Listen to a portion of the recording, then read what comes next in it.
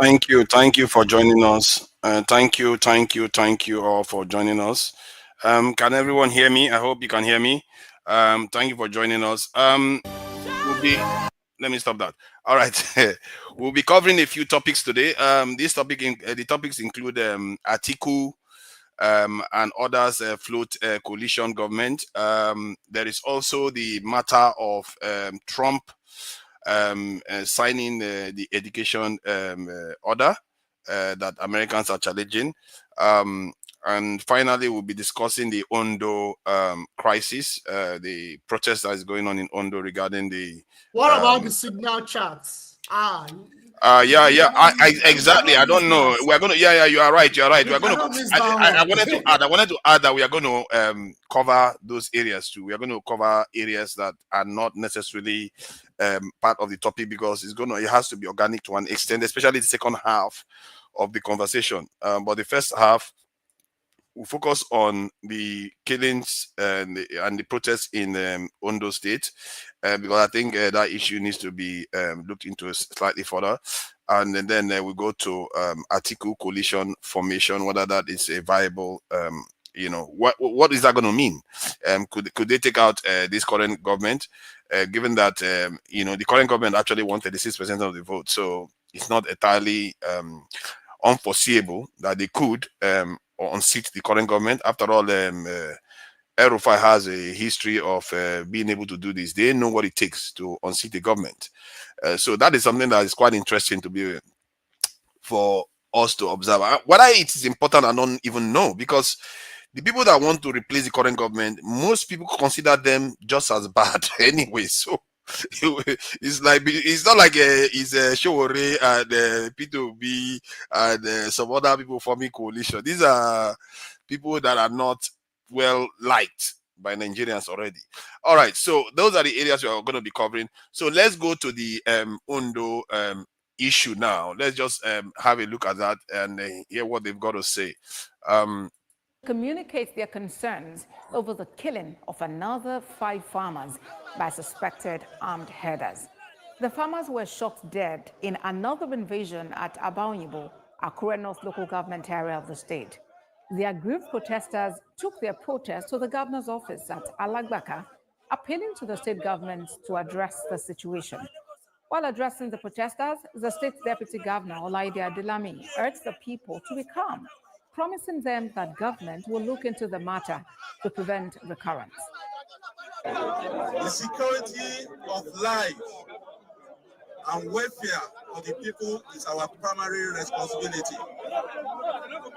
And as a responsible government, we are going to respond appropriately to make sure that lives and properties of our people in the state is safe, is secured.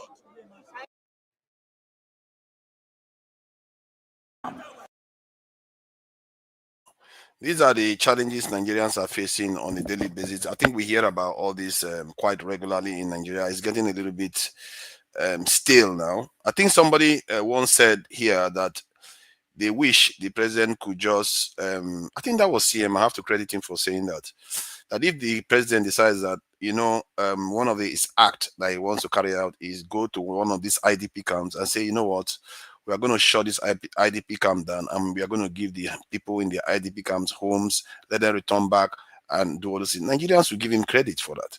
But you don't see that happening in the country. And there are so many reasons you can see that this government, the way they are behaving, is the reason why Nigerians don't like Nigeria. They are governing the country in a way that Nigerians should not like it.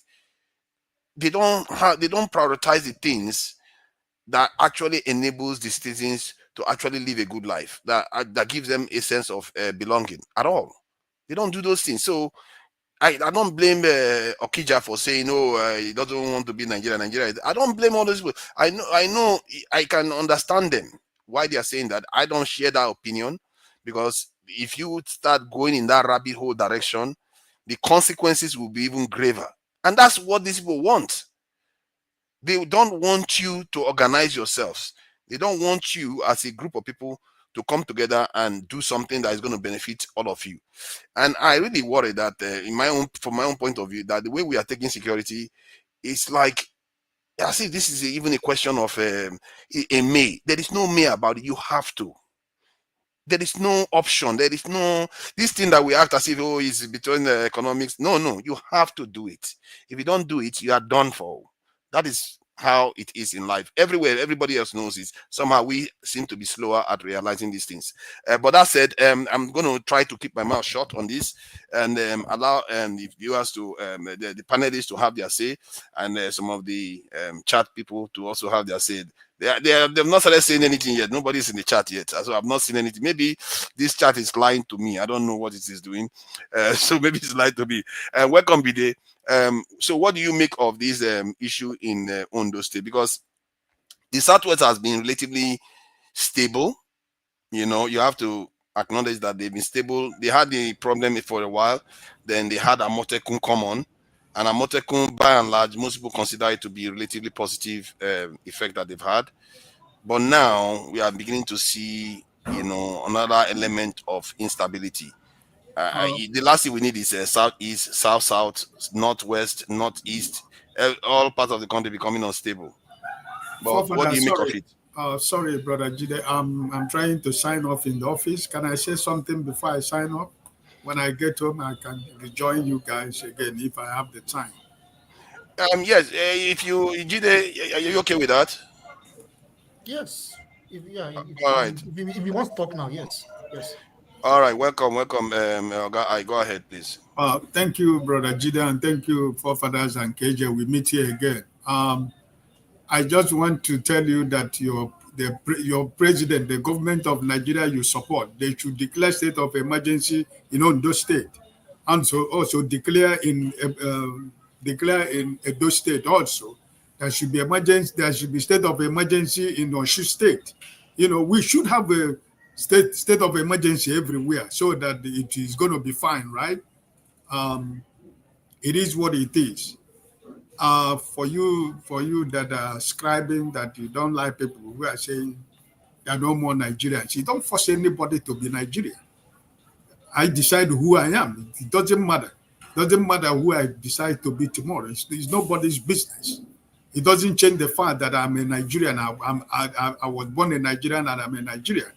But if I decide that the country that I call my own has failed me and have forgotten me, what else do you want me to do? Am I going to continue to pretend all is well when I know that all is not well, right? So that me that I've decided to become a Dutch citizen tomorrow, you tell me that I'm not a Nigerian. What are you talking about? It's my choice. It's my life. It doesn't stop the fact that I want my country to work. Most of those people you are talking about, if there is anything happen today, they all have Switzerland passport. They have dual nationality. Their children, their families, they have sent their families somewhere around the world where they're going to fly away if anything happens to your country. So what are you talking about? So like it doesn't change anything. Nobody is here saying that Nigeria should disappear. No, but the government is telling you that they have already disappeared because nothing is working. And if we are pretending that everything is working, that's why I said that some of you who are after this government, who are supporting this present government, they should declare a state of emergency in Ondo State and Edo State and Osun State. And I think that should be better because now that what happens and declare in Benue State and in Ebonyi State, we should have state of emergency everywhere in Nigeria, right? The governors and the House of Assembly drove everybody away, bring a retired military officers in the whole state, so that we know that, yes, you are working, right? So, my dear brothers and sisters, let us stop deceiving ourselves. We don't have a government in Nigeria. There is no government in Nigeria because the people that we say they are government, they are not government, they are not there for you, and they will not ever be there for you. We're only speaking the way we are speaking because we have families, we have friends, we have members, we have people who went to school together. We have some of us has investment in Nigeria. Most of us who have even investment has sold their investment and walk away with their money because it doesn't make no sense, right? So let us stop when people are making the opinion. Let's not say somebody said it's not a Nigeria. What being a Nigeria, what does it make? Does it change anything? What has Nigeria offered me for my 62 years? What have they offered me? What have I gained from the country? I work my ass out to become who I became in this life. So what has they given me? But I've been in a place where I have not been for 62 years. I've gotten everything that I want in life. I have everything that I want in life. I'm enjoying my life. I have peace. I have everything that I need. If I need anything, I walk into an office and they give you an attention to whatever you want. I enjoy every amenities every human being is supposed to be enjoying, like where you are enjoying. If you think it's not good for you, go back to Nigeria where you come from and go there and relocate and live there. So everybody is enjoying life. Why can't our country be like? Why don't we enjoy in our own country? Why don't country be like that? But What can I is wrong ask with you? Nigeria? Maybe because instead of Nigerians to be working to build their own country, they would rather run to another country to go and help build that country. My So brother, we're still saying the same thing. People have been working for this country since independence. Just like the goal of the oppressor too. The oppressor has Switzerland passports. People have been working for this country since independence of this country. The people that have worked for this country, who have sacrificed their life and their blood, where are they? What has been their benefit? What is the story? The story that they're hearing in the grave today, is it the same story that we are thinking they're going to hear when they were building a better Nigeria? But if you don't, you see that all the people that have run away too, where are they today? They are nobodies. As a matter of fact, they are more nobodies wherever they ran to than the ones that have died in Nigeria. So we have to look at these things holistically and say, how is it that selling your birthright is going to make you any better? It's not. History has suggested that doesn't help you. We are saying the same thing, brother, forefather. If you think that Nigeria is good for you, quit London and go back to Nigeria and live. I am in Nigeria too. It's not. Most of us have assets in Nigeria. We are not. It's just a simple. It's just a simple arithmetic. If you think that Nigeria is the best place for you to live, why are you living? No, it's not the best place, but it's like a family member that is sick. It doesn't mean it's not a family member still. You see what I mean? You don't abandon it. And that's say, why we are here, my brother. Sick. We have never abandoned Nigeria. We speak about Nigeria because we have families. Okay. We speak about Nigeria because we have family, we have friends, we have people we went to school together, we have people that we do business together. They're Nigeria there. That's why we come here every weekend to talk about Nigeria. What do we come here to talk about any other thing? Right? So you at the end of the day now, when we finish here, even though we finish by 1 a.m. in the morning, you can walk from Liverpool to Manchester without anybody asking you where are you coming from. That's what I'm telling you. That's the country you live. So no matter how you try to pretend to make me to believe you love Nigeria more than any other person, you do not love Nigeria. Because if you love Nigeria, go back to that country and do what others are doing there. See, it's simple. You don't love Nigeria more than anybody here. That's the fact. Are you saying that if a family member is ill, if you love them enough, you should catch the sickness? Is that how it works? You see, your job is to try to help. The question you should ask me is that, am I doing anything to help Nigeria? Yes, I am. And you think that KJ is not doing it? And you think Jide is not doing it? And I think I'm not doing it? No, I'm saying you are doing it. I don't know why you think I'm against you. We are on the same side here. We are all here just like you are here. You think, and you say I support the government. I don't know where you got that from. I'm one of the hardest evidence-based critics of this government. I don't know where you got that I'm supporting the government. Forget about all those political grammars. We know ourselves here from the beginning, from the word go. Forget about what we say. It doesn't matter what your public opinion is, right? It doesn't matter. But I am speaking. This is Brother Ike. You understand? Wake me up 1 million years ago. What I'm telling you is what it is. Right? I am not change. I'm not going to change because you tell me you don't support this government because you just say it now. I say, okay, it's true. No. I'm not trying to tell you to believe what I'm saying. But in heart, your own heart, you know what I'm talking about. Let us not see people who are, when we are speaking here, our voice is going far away and is making a lot of changes. Don't see it as if it doesn't make a change. When people talk about, they say, like Okija said, I'm not a Nigerian. And then he said, no, those who have abandoned Nigeria. Where are you? You're not in Nigeria. You're in a better country. What nonsense are you talking about? I hear what you're saying. Do you? All of us have families. All of us have businesses. All of us have houses in Nigeria. Right? So are we saying that the country should crumble? That's not why we gather here every day. Nobody come here every day pray that Nigeria will disappear. No. But what are you saying? Will you continue to pour water on top of a stone when it still continue? When you come back, you don't find the water. That's the point. You have to face the fact. You have to tell yourself the truth. I just told you, let him declare state of emergency in Ondo, declare in Edo State, declare in Ebonyi. Then we know that we know that the government is working. I join you people. I'm clocking on. God bless you. Thank you. This is your guy Ike. All right. Let's bring Ade on because he was the one that was due to speak. So Ade, what do you make of this crisis in Ondo State? Relatively stable area, and it should, you heard what Ike said about the government. They should declare a state of emergency.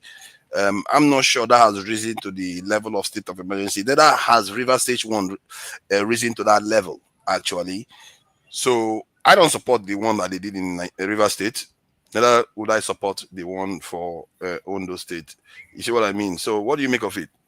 Yeah, I mean, I have a lot of reservation about what's going on in Nigeria. The ethnic violence, the ethnic violence going on, and also the terrorist attacks going on by the Herdsmen and all that. Yeah, so this is the way it is, right? The one of the primary purpose, I mean, probably we both agree on this, that the primary purpose of the Nigerian state, is to protect its people. Is to protect its people security-wise, protect its people from external threats, and the government has failed to do that. So having said that, if the government is not able to provide security for its people, so what does that indicate? That means the government itself is not working for the people. The government of Nigeria is not working for the Nigerian people. That's what we need to understand. We need to understand that the government of Nigeria, they are not our ally. That's number one. Number two, I was talking about it when Dr. Damages was anchoring the show that, you see, when there is scarcity, and the oppressors consolidate power, what happens is the oppressed people themselves, which are the masses, unfortunately, Nigerians are not even called citizens. In Nigeria, we are called masses, which is to indicate the way we are being labeled by the people that govern us. These oppressed people, they begin to clamp on each other. They begin to fight each other. They begin to attack each other based on ethnicity, based on religion. And this is mostly common in the north and in the southeast. Now it's coming to the southwest. This problem has been going on, as we all know. This problem of herdsmen committing terrorist attacks. It started in Benue. It started in the north. Then they moved to North Central, in Benue states. They were killing a lot of the farmers. I started on this show some weeks ago that I predict that if there is no significant intervention by the Nigerian people, either through a revolution or a significant military coup, this is going to spiral out of control and we'll get to anarchy. What's going on in Ondo State right now is an example of my prediction. Because what is going on right now is going to keep spreading. It's like cancer. When cancer starts, it grows in full size first. The cells grow in full size before they spread to other parts of the body and cause damage to different parts of the body. Now, that's what we are having in Nigeria right now. These Fulani, I don't like calling them Fulani. The herdsmen, these so-called herdsmen, either they are Fulani or they are Arabs, or I don't want to label them in an ethnic way. These herdsmen, they will continue to cause havoc until we know what we're supposed to do, which is to kick out these criminals that are ruling us.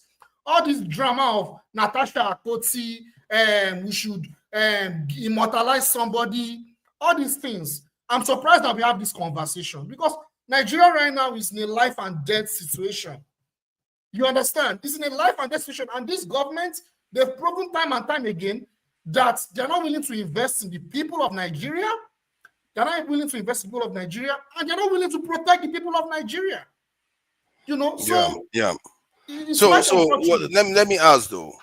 So how do we get a kind of separate the issue of Fulani, because the idea is that is about Fulani or Islam somehow, from the idea of the criminal destabilizing agents that the people need to isolate and deal with.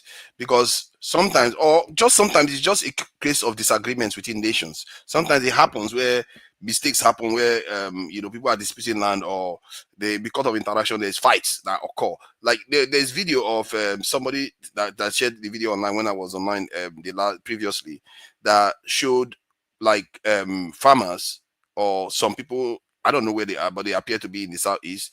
They were shooting cattle. They were shooting on cattle, and the cattle were running all over the place. They were firing them, and whether they are okay, I don't know what they were doing with them. But I saw the video, so it could be that there is a kind of conflict that is going on between farmers and herders. And Nigeria, we've lived in Nigeria before. We've had this situation where farmers, herders have been in Nigeria for decades, no issues. How is it that now it's getting out of control? How do we deal with it? The normal, the way we go, so that we can resolve these things once and for all. Yes, absolutely. So this is why I was talking about the government. It's the responsibility of the Nigerian state. Unfortunately, the Nigerian state is not responsible. So this thing going on in Nigeria is not unique to Nigeria. Under the previous platform, that's under Dr. Damages, I don't want to extend my analysis. There are geopolitical forces in place as well that are involved. There are geopolitical forces involved. The weapons that are being used, where are those weapons coming from? I mean, these jihadists that either they're trying to Islamize Nigeria, or it's about land, or it is both. They want to Islamize Nigeria, and at the same time, they're also fighting for their survival. It could be both, right? So if you have this kind of thing, it is the responsibility of the states to take control and attack these people. First of all, it has to be true that, first of all, you have to attack the criminals and take control and consolidate and conquer. First of all, you need to militarily conquer and defeat them. Then when you defeat them, you go through dialogue so that it will not happen again. But what you have is the Nigerian states, they are dialoguing with these people, and at the same time, there are no changes. But so let me give an example. This issue has not only happened in Nigeria. I'll use Russia as an example. After the collapse of the Soviet Union, we had terrorist groups attacking and invading the Russian heartland from Dagestan. Dagestan is a Muslim country. It's a Muslim federation in Russia. Before Putin came to power, Russia was in a very bad state like Nigeria. Maybe not as bad as Nigeria, but there was a lot of instability in Russia, where the terrorists in Dagestan, they are linked to Al Qaeda. Al Qaeda is a terrorist group linked to ISIS. They are like a network. They were causing instability, and they were even invading the Russian heartland under Boris Yeltsin. When Putin came to power, when there was a change in the Russian government, what did Putin do? Putin immediately went, you know what Putin did, which was very smart? He created the first flag operation to provide, what's the word I want to use? To provide justification, cover, to now go after them aggressively and destroy them. When he now destroyed them, he now went to that place, he now went to go and do dialogue, negotiate. And eventually, those people, they are now under the Russian Federation, under the Russian states. Because like I said, this is like a cancer. And you may not be able to eliminate that cancer, but you can completely suppress it. That it will even start working for you, for your states. And it's not going to be based on trying to Islamize your country. But what you have in Nigeria is that because the Nigerian states is being controlled by these so-called people that have that jihadist ideology. Because we need to understand this thing as well, that some of these so-called northern elites, they have this jihadist ideology, and their agenda is to spread Islam to Nigeria in a radical way, that to Islamize Nigeria, like we see, like some people say, to Islamize Nigeria. And the solution to that is by taking power from these people. However, it's not going to be from a place of, we are Christians, we are Muslims, I'm a Muslim, I cannot, since I'm a Muslim, I don't care. That's where the problem now comes in. We have ethno-religious fragmentation in Nigeria. So it is now extremely difficult for the people of Nigeria to now change, to revolutionize and take power, because even the people of Nigeria do not speak with one voice. So this will continue to happen unless if the states, the Nigerian states, now takes the responsibility they've never taken before, which is to go after these criminals. I'll stop there. Thank you. Yeah, it's a criminal activity that a strong state should be able to address normally. And they know they should be recruiting into their security forces, but they won't. The other day they were bragging about how they got 2,000 something special forces to be trained in this. It's all good to have that, but we need a lot more of that. Nigeria is in a state whereby if I was thinking about Nigerian security, I would rather have too much for a short period of time than start scaling them back based on the challenges that you're facing. It's better that way than to have a situation, because when you have overwhelming force of security, you defeat the insecurity challenge faster, a lot faster, because you overwhelm them completely. And once you do that, then you start pulling back, and then your people will have peace for a prolonged period of time. But for some reason, we all know why our leaders are scared of doing all these things, because it's not only Nigeria, 40-something countries. That is scary. I've never seen something so effective. 40-something countries maintain the same behavior. If you think there's no dictatorship going on in the world, then explain that to me. KJ, please go ahead. What do you make of this issue in Ondo State? It appears it's been happening in many parts of Nigeria already.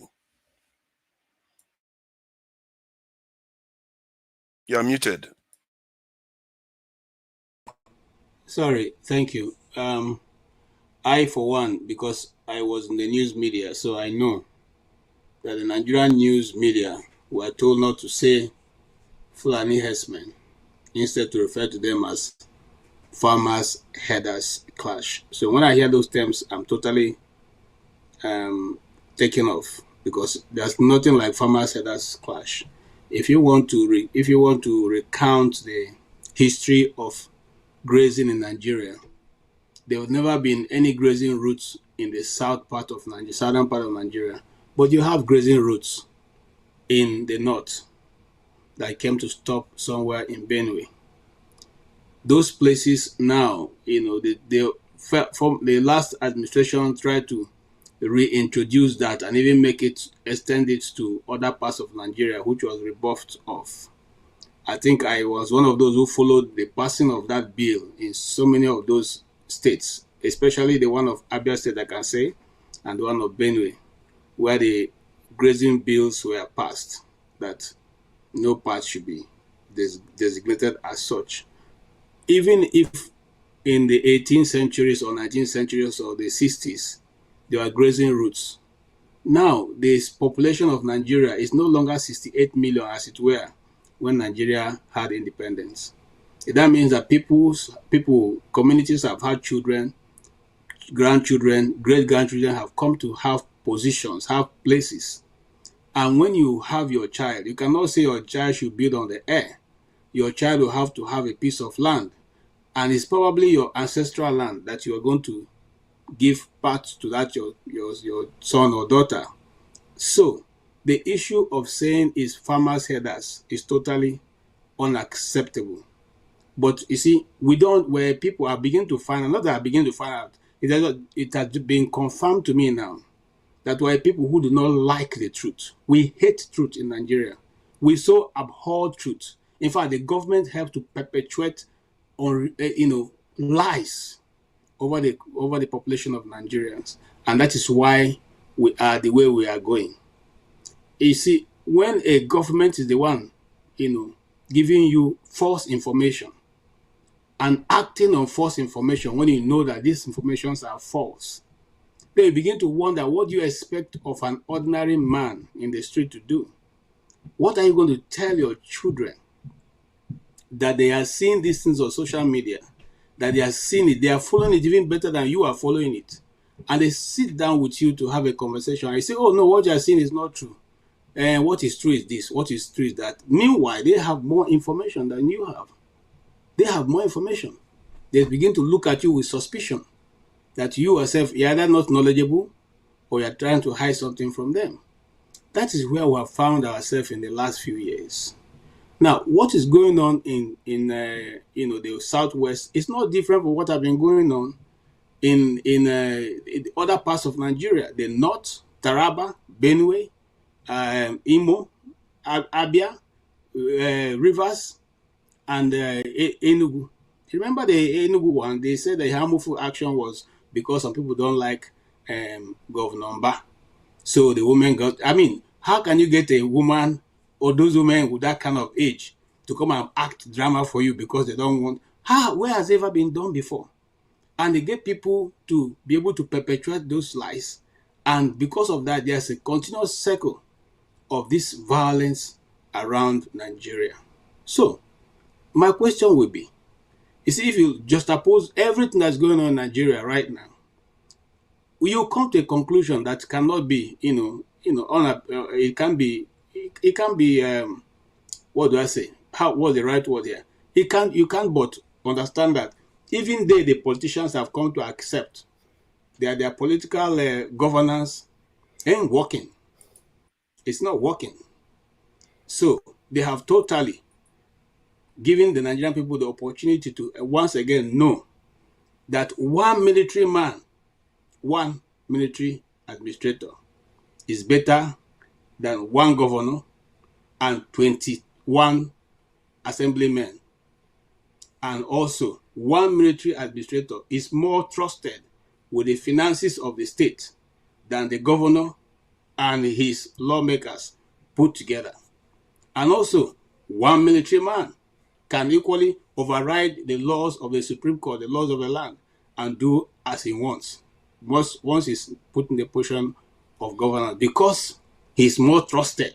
Even the politicians trust the military or even an ex-military man than they trust their fellow politicians. So you find out that they think, they're cutting off their nose in order to spy their face. But if you read properly, you will see that this is what is happening. And this trend, it's not going to stop. Let nobody deceive anybody. It's not going to stop. For one, you mentioned that you saw somebody shooting at cows. For one of such video you saw, there are hundreds of others that there was nothing like that. But the reverse was the case. Go to people's farms, harvest their crop, cut it down. You go enter a corn farm. You allow your cows to eat all. There are thousands and thousands of videos online. So we can't even use whatever is seen. First and foremost, do I say there shouldn't be people, rearing cows? They should be. But you see, just as life is transactional, we are moving from one point to the other. Yesterday we were babies, then we became children, then we became youths, then we became men, then we are going to become old men, and then eventually, if Jesus doesn't come, we will find a way to go and meet him. So is the progression of any nation. You can't say because you people are cattle rearers and consequently we should continue to roam, the cattle continue to roam around Nigeria and, for no just cause. We can't continue that. So we should go back. If that is the case, why are you creating new states? Why are you creating new states, local governments? We should go back and be doing what we were doing before because that is how the country was. So you find out that which one is the one you wanted us to do before? Sorry? Which one are you saying we should go back to? Go back to this geopolitical zone. I think look at that. Why do you like that so much? States are better. Create more states so that every street becomes a state. You can accept one part of the argument, but you cannot accept the other ones. Some people are thinking that we are nomadic by nature. You can't stop us from moving up and down with our cows. You say, okay, it is, in fact, allow them to move in. Because that's how they've been right from time. But you don't want to also let us be how we were right from time. You don't want it. So we should choose where we want to be. If we want to be a nation, let's behave like a nation. If we don't want to be a nation, we can be communities of, But KJ, if someone like you now with your quite, you come across as gentle, but you have a very, very strong, unshakable view of things. If someone like you had that kind of view that says, you know what, no matter what these crazy people think, I'm going to fuse this country together and build something out of it. Maybe we'll get somewhere instead of us complaining. I did that for 40 years. You do it until you die. Hold on. That is what life is all about. God forbid. God forbid that. But we are all going to die anyway. No. You don't give up. What? I'm not going to die doing that for Nigeria. I won't do that. I've said that many times here. But that's what we are doing already. I can't lay my life down for Nigeria. God forbid. Okay? But you are doing it now. Hold on. Those who are stealing Nigeria dry are not laying their life down. Why do you want me, who has not stolen a cover from the federal government, to become the one who lay my life down? Why? See, I won't do that. See, let me explain this. When people are laying their life down, it's not because they know that they're going to die the next minute. It's the things that they do while they are alive. My brother, how they lay their life down. There's nothing they have done that is even more than what you have done. Nothing. The only thing they've done is they've had more access to these resources and they're using it to their own advantage. Are they better in policy making than yourself? Do they have better ideas than yourself? What is it they've done that has given them the opportunity to now be the ones to be harvesting the honey and nobody's calling them to action? I'm suggesting that maybe if you think about it from the point of view that not them, but you and people like your mindset should take over and reshape the country so that things will be better. Maybe it will be better because sometimes we come across as just complaining that these people are doing stuff. But if you look at people that are doing those things, they have belief and they acted on it. Many of them failed, but some of them succeeded. That's the same thing we are doing. We too need to do the same thing, isn't it? Especially you. You must understand something. The system don't like. Look, I'll give you an example of Sam Amadi. When Sam Amadi was going to work for, he said this story himself. For Ojomadekwe, Ojomadekwe said, we politicians, we don't like smart people. No, they don't want people who are smart. They want dumb people like themselves. Okay? Yeah, but that is my point. Don't care about what they want. You replace them. Hold on now. People like you should replace them, not care about what they want. See, I'm coming. Father, you go be country of defense staff. You don't hear about many See, he started now. The same thing you're saying now. Go be country of defense staff now. So I can defend our country. Regime of defense staff now, then you guys will learn Go back to Nigeria now. Regime of defense staff now. You will know what is going to happen. Like I said, if you look at let's use River State as a yardstick right now. You have a politician who believes that you guys have all the answers. And then big trouble lands in River State. And the first thing that comes to your mind and that of your colleagues is to bring a military man who brings a chief of army staff who is a military man, who sacks all these political structures in River State and begins to put his own. What does that tell you? Because when you have trouble, if I have trouble now as a Christian, I run to God because I know it's a higher power, has all the answers. So if you as a politician runs to a military man to bring solution in a state, what are you saying to us? They are better than you. They have more. I think you have to give it to President Tinubu. For he what? Understands power. No, he understands power. And sometimes people think he doesn't know that. You know how you know he understood power? Even before he became president, look at the level of security that guy has. He has a massive amount of security. More than most. I don't think any other politician has that much security in Nigeria. That guy understands how to whip power. It's like a dictator himself in his mindset. He understands the idea of power. The only problem is he is the most dangerous person to Nigeria in terms of helping Nigeria get out of the mess we are in. He's not doing it to get us out of the mess. If you stole enough money, you will have the amount of security you want to have. Oh, look at that. To pay them. And I'm telling you the truth. That's the truth. John Abba, who is there now, he doesn't carry the whole Nigerian police to be following him when he goes to this thing because he knows that he's going to pay each of them from his pocket, his own hard-earned money. So he will make use of the best people with the smallest amount of money he can spend. It's when you have free ledgers coming from somewhere you didn't work for. You don't care because you always go there and draw from there and pay them. So you carry the whole world. And you made I'm coming 1 more minute and I'll be through. You made an example saying that we don't have enough forces to be able to man this thing. Is that we don't have enough, or it is misappropriation of manpower that we have?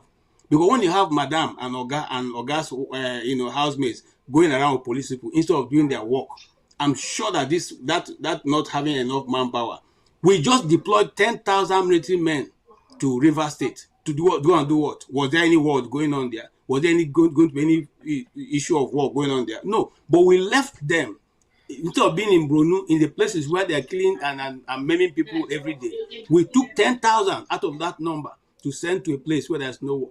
See, so you find out that managing our resources is the problem, and not what necessarily what you're saying. I hear what you are saying regarding assigning forces, but I took that into account before I talked about the size. Israel, a country of 11 million people, can call off 50,000 soldiers instantly and say, go to Gaza.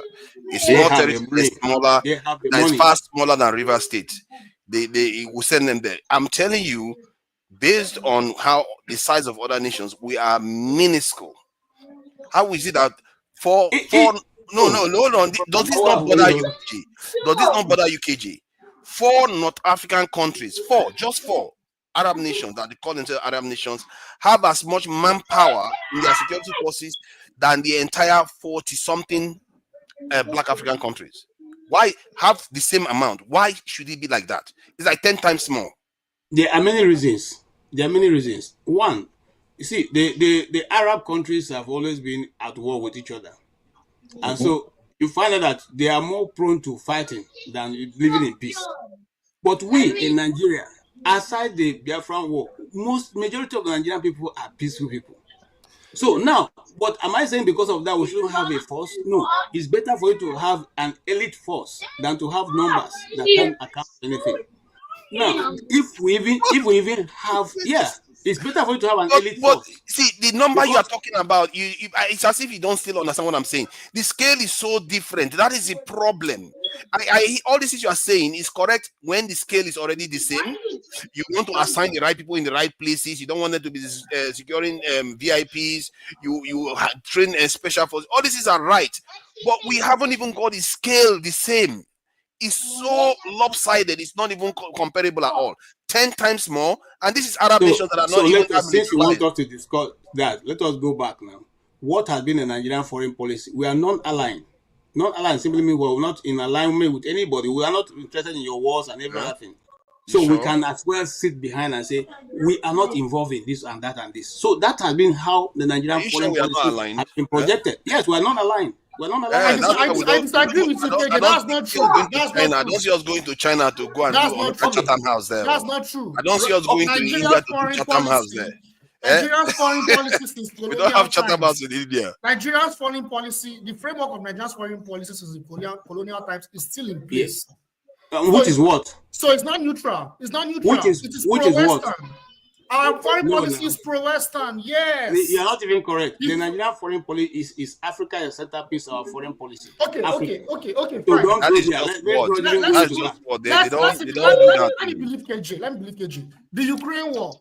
Sorry. Interject, then Uzo and Tony and Jonaba can speak, but just interject. No, interject. Nigeria was not neutral. Okay, Nigerian policy is non-aligned. I think we have to understand what non-alignment means. Yes, you have to understand what it means. You are not a non-alignment. It doesn't mean.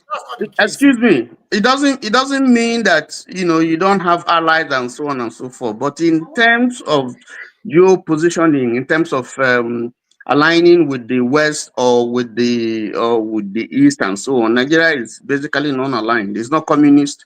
It's not it's not attached to the appendage of any particular not communist. You see, by defining it as not communist, first it's already chosen the side. No, forgive me for that. What I'm saying is that you see there are if you look at Nigerian foreign policy, okay.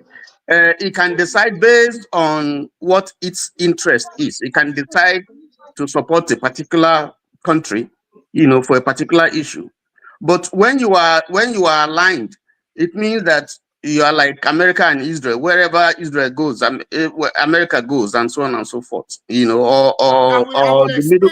Or in the middle, excuse me, or in the Middle East question, where you find countries that are always supporting a particular,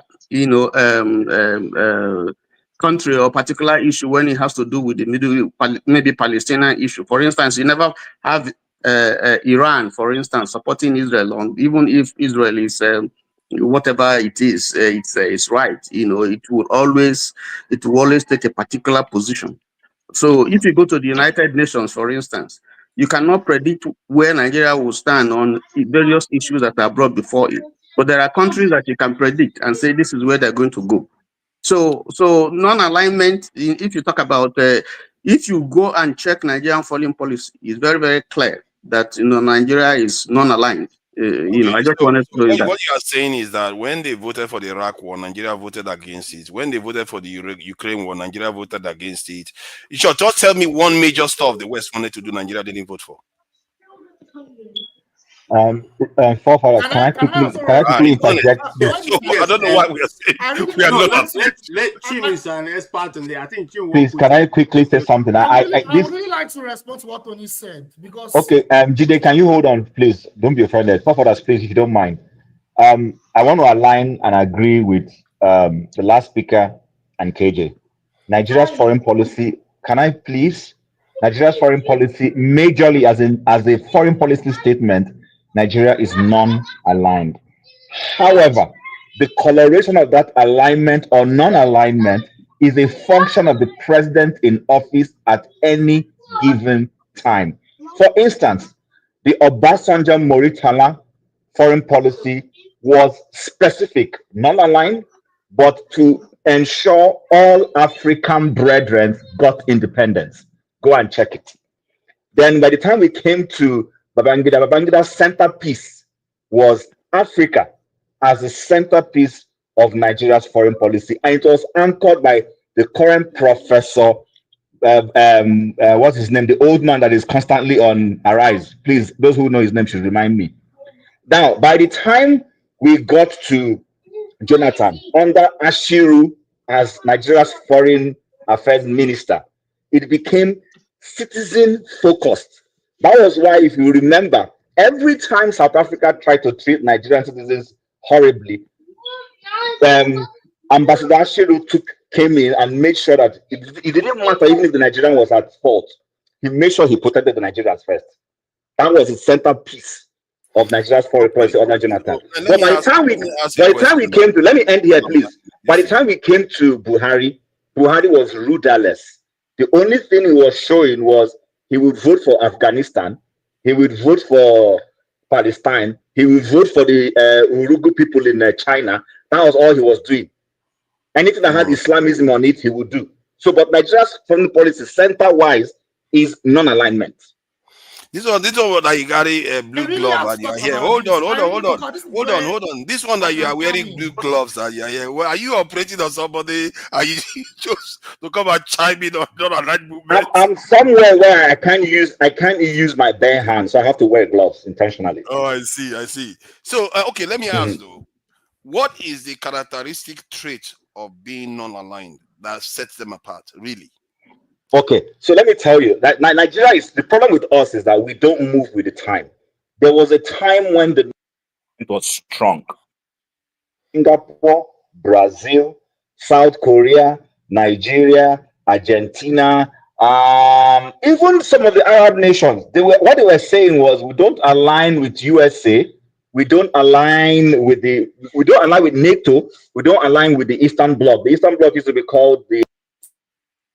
So they were saying we're not going to follow them to fight this needless battles on socialism and capitalism. We just want to be, when there is a need to support either one on fairness, we will do that. But over time, many of those nations have moved on from that non-alignment process. But Nigeria has been stuck on it. That's the point. But this is the point. Now that's why I'm saying that most of the stuff we are doing is a lie. Can I respond? It's a lie. Okay, yeah, let him respond. Something I know very well. This non-alignment is something I know very well historically. So during the Cold War, there were some countries that came together. Nigeria was one of them. So many of these countries were developing countries that were trying to, as part of the anti-colonial struggle, where they have to make an alignment. It was called the non-aligned movement, which is part of the negotiation with the colonial powers, that when they're going to be gaining independence, the so-called independence, they will be non-aligned. Nigeria That's not true. That's not true. No, there was no. Hold on. Jide, you have said some correct things, but you have gone off track. No. So the thing I have with you is there was no colonial body telling anybody to be non-aligned. There's no such thing. Those nations' intention. Oh let me finish talking. That was not what I said. I No, said you just said now. You said it now. No, I said the countries, Nigeria and all the other countries, they were countries that were under the anti-colonial struggle, and they agreed that they will be non-aligned. I'm not saying that. No, you said here now. Maybe it was a misstatement. You said that the colonial masters asked them that they must be non-aligned. That's what you said. No masters. Let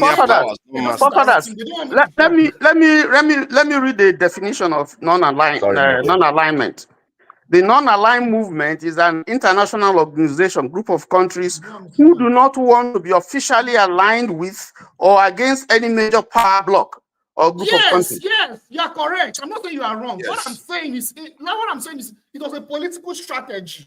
Just we are hands off. We're not supporting the Soviet Union. We're not supporting the United States. But in reality, these countries, Nigeria, Indonesia, Pakistan, they played a role in weakening of the Soviet Union. A lot of these countries. Kwame Nkrumah also signed the non-aligned movement. However, at the end of the day, he aligned with the Soviet Union. That was why the CIA has kicked him out. That was why they have kicked him out. I can talk about look at Saudi Arabia is non-aligned. Can you believe that Saudi Arabia is non-aligned? Saudi Arabia that has been in America, this thing in pocket for it's non-aligned. It's not real. That is the problem. In the collapse of the Soviet Pakistan, they connected with the Afghanistan government to fight the Soviet Union, so the radical Islamic whatever. You know, that was it is very complicated. Let's bring in let's bring in the chief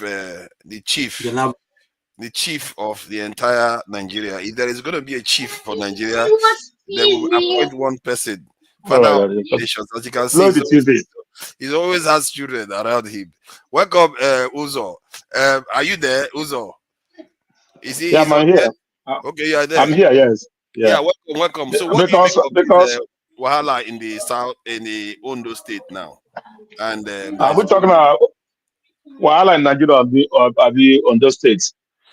Ondo state first, because that was where we were. Because you know, whenever we talk about herdsmen, he always goes to Nigeria in the end anyway. So, but that's the main area we're addressing. So, countries. What I'm saying is this: not only on those states, all right. There's not figure out us on those states. Yeah, it's happening anywhere. Like as I said, talking about line now. I ask you, who did this Fulani align with that are killing people in the whole places? Who are they aligning with? No one can define that. No, they are aligning with. We are living our problem. I'm talking about alignment and not alignment. So let's talk about what's going on in Nigeria.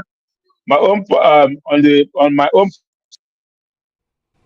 Your audio is shaky. Your audio is shaky. I don't know what's happening. Yeah, somebody keep on calling me. So my own point is this. Can you hear me? My own point is this. Yes. The government was answering, how do we help on this?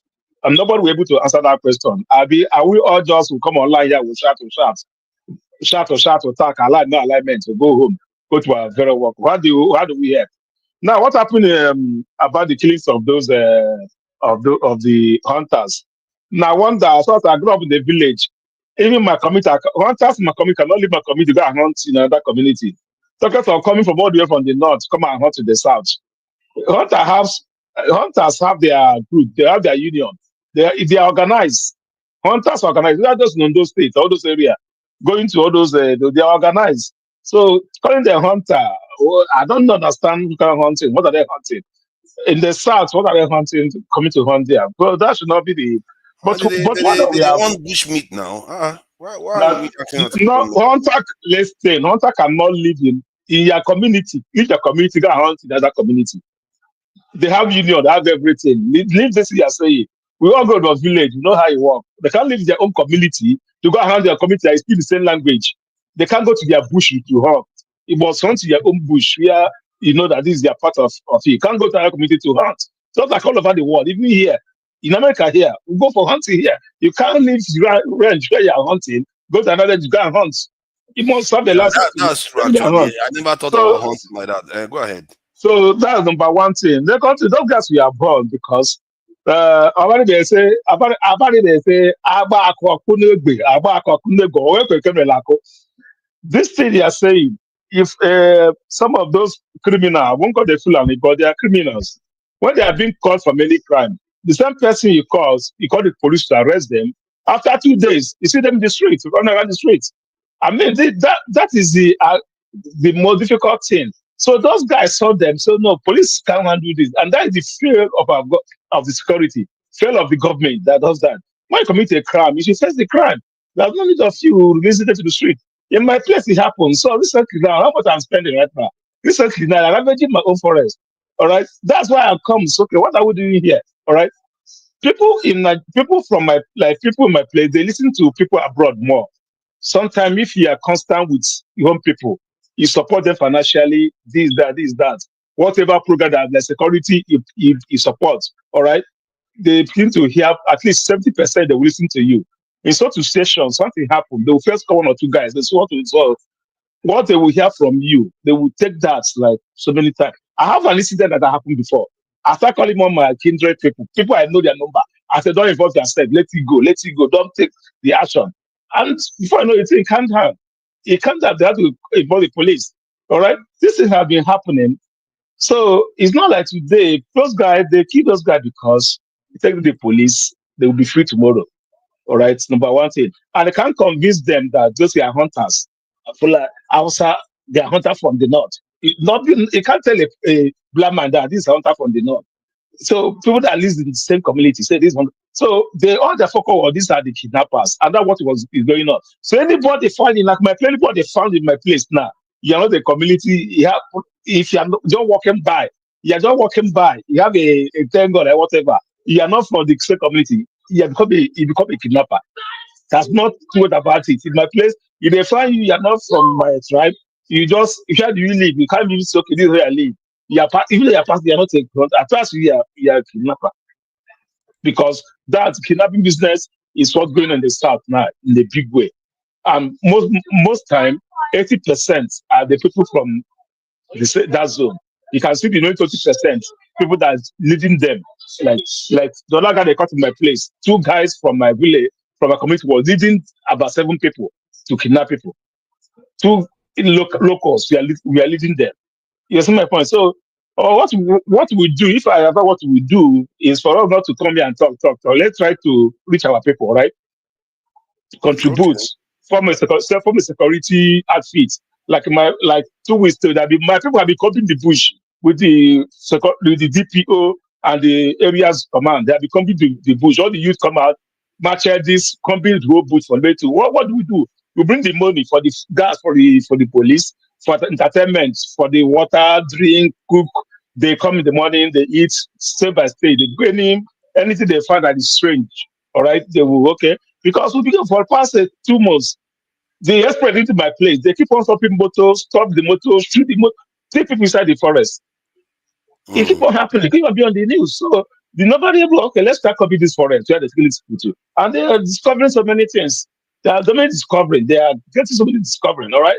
So that's the only way we can help. Let's try to reach home and see about to support our community, our local security Let me people. ask you one People question will that help. let me ask you one question that might be controversial. So if they tell you now that you know what, to solve all Nigeria security challenges, you need to be donating $50 every month from overseas there to the Nigerian state. If somebody gives you the guarantee this is going to happen, $50, all of us 1 month, every month we submit it, and even when Nigeria donate maybe 2,000 naira or 3,000 naira every month to solve our security challenge, would we take it, or is that too much? He asked me, I asked we. Who are you asking I'm me asking you or now. we? We have to ask the chief Even first. even right now, I'm donating more than $50 every month already because I have my own monthly this thing donation I make for the security outfit. Now I'm donating more than that every month. All right. Wow. Now, So you see, now we have gotten to the crux of the matter here. and I tell you, as Kennedy here, I'm not going to be part of that. No evil person here that involved with the community this thing that is not contributing security, that only contributing money to the community for security for anything. I think 80% of us do that. All right. So That's if you good. want collectively, if you can, I don't say the truth. Each one of us that belong to the community, you now did that. They will always call you. They always okay. We have this security outfit. They need cutlass. They need torchlight. They need it. They need that. They need that. Every month you contribute. All right. That's what I mean. So with that, if you are constant with what's going on in the east or any part of Nigeria, if you are constant with the people, you are not like social media people that don't come on weekend to talk on social media, we go back to our work to tell people what to do. I'm talking about alignment or not alignments. You understand my point? So that's my own number one thing. So don't blame. Sometimes I condemn the killing. It's not today jungle justice have been happening, but is the problem of the government. Government caused this. If the governments who have been when they apprehend you, you face the law, they say this guy are gone to jail. When they catch us or they will take them to the government. But they know that when they take it to the government, in short, if somebody have died in court, all right, sadly tell my people that if he go to come out the next day. I go to when he come back, he go to do with them. In my place, if they send it to station, the next day he will back. When he back, he go to do tell the whole villagers. That is the aspect of it. So when imagine they call you're expecting those guys to take that person to the station, so you come back and do with them. They will just like see just take him out. Come back and do. That's the whole where the situation is. You understand? The situation of Nigeria is bad. You You can't know, have extrajudicial killings going on. it's very bad because if government have failed. And on those state, no, on those state how it is. On those state is like I don't know, the forest lead to straight to wherever. You can walk in that forest for 3 days. Nobody asks you where are you coming from. It's not like my place. You can't walk from my place to any community. You will not see a house. So that's why it's easy for my place to be come. They can feed them out. You can't walk from one community to another community. You will not see a village or will not see a town between those communities. There's some part of like on those days, you can walk through that forest or forest. You can walk all through 3 days. You won't see any human being. You won't jam any community. You understand my point? So it's not easy to track. But in my place, it was easy for us because you can say, okay, these 5 miles, let's come these 5 miles of forest. All right, we can go to get something. So security. I'll tell you this thing every day. It's not about having multiple people security is the issue. The issue is that do you take care of people you have? If you make Nigeria security the security system in Nigeria like a creative job, people can have insurance, have even when they die, they take care of, they do that. People will willing to join. Know that if they die, their family will not suffer. Just like here, the family will not suffer. They have medical, have everything. What the military, police, civil defense. When they go there, they die. They die. Even as they die, sir, they will bury them, shallow grave, and still the commandant is still collecting the salary of that person. Before you know it, the wife in the barrack, they will quit him out of the house, take him out of the house. All right. So when people hear those stories, I hear what you are saying regarding that, when but when people hear are exceptional cases. so when people hear those stories, they are not willing to join the police. Before, when I was growing up, if one could say is joining the army, they're going to kill chicken, all right, use the blood to wash him, to bless him. My grandfather would bless him, he'll go and come back, everybody will be praying, will be clapping, we will see him off as if he's going like a hero. When he comes back, the same people will gather again. Welcome you as a hero. But no. You know, people, nobody want even interested to join the police, join the army, join the this. Nobody is interested to join that. I don't see if they bring recruitment from now, if they talk what they want to say, if they bring recruitment from now to the Satanas, the percentage of people joining the military will be very low than what population you are saying. Population will be very, very low for the city you are saying. Second, and another thing, people in the military, my friend, anybody that wants to join the police, either you don't have anything to do, you don't have a job that will make you join the police or army. They think you don't have a job that makes you that job because they don't see that police are that as a job. They see it as a some people that don't know what to do is life again. You go and join the military or police. They don't see it as a job. Now, I see. Well, hold on. Now. I hear what you are saying, but even in America, there's a lot of people that join the military because of the housing that they get, all kinds of benefits that they get because they join the military for those reasons. And in Nigeria, we know that Nigeria has problems with the way they motivate their military in terms of the guarantees that they give them if they pass away in line of duty. All those things are issues, and we all know that. but I know people that get their pensions, for decades now. They've been getting pensions in Nigeria because they are retired ex-servicemen. The only thing I'm saying is that you are willing to pay that much money, maybe even more, for 1 month. If you scale that up, and Nigerians did that and apply that nationally, the result will be far more efficient. Because what we do is we do things small and isolated, in an isolated manner. Like we will have boreholes everywhere instead of having pipe-borne water. We have generators everywhere instead of having power plants. That is what we do. We operate in such inefficient way that leads to terrible outcomes for our people.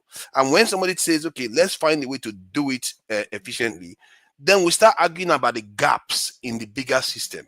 Even if you take all those gaps in bigger system, when you put that together, all the resources you have on a lower system, if you put that together, you get far more compared to what you do with the this individual approach. Even if you are going to feel better that, okay, nobody's stealing your money, no superintendent is claiming the salary of a dead soldier in that organization. But in reality, those things that you highlighted are relatively small scale compared to the overall size of these institutions. And other people do it that way. That's why they get better outcome. It's about efficiency. The whole life is about efficiency. Just because you have the wrong color in evolutionary process could lead to you not surviving. That's why you don't see white lions in Africa, because they are easy to spot just because they are white.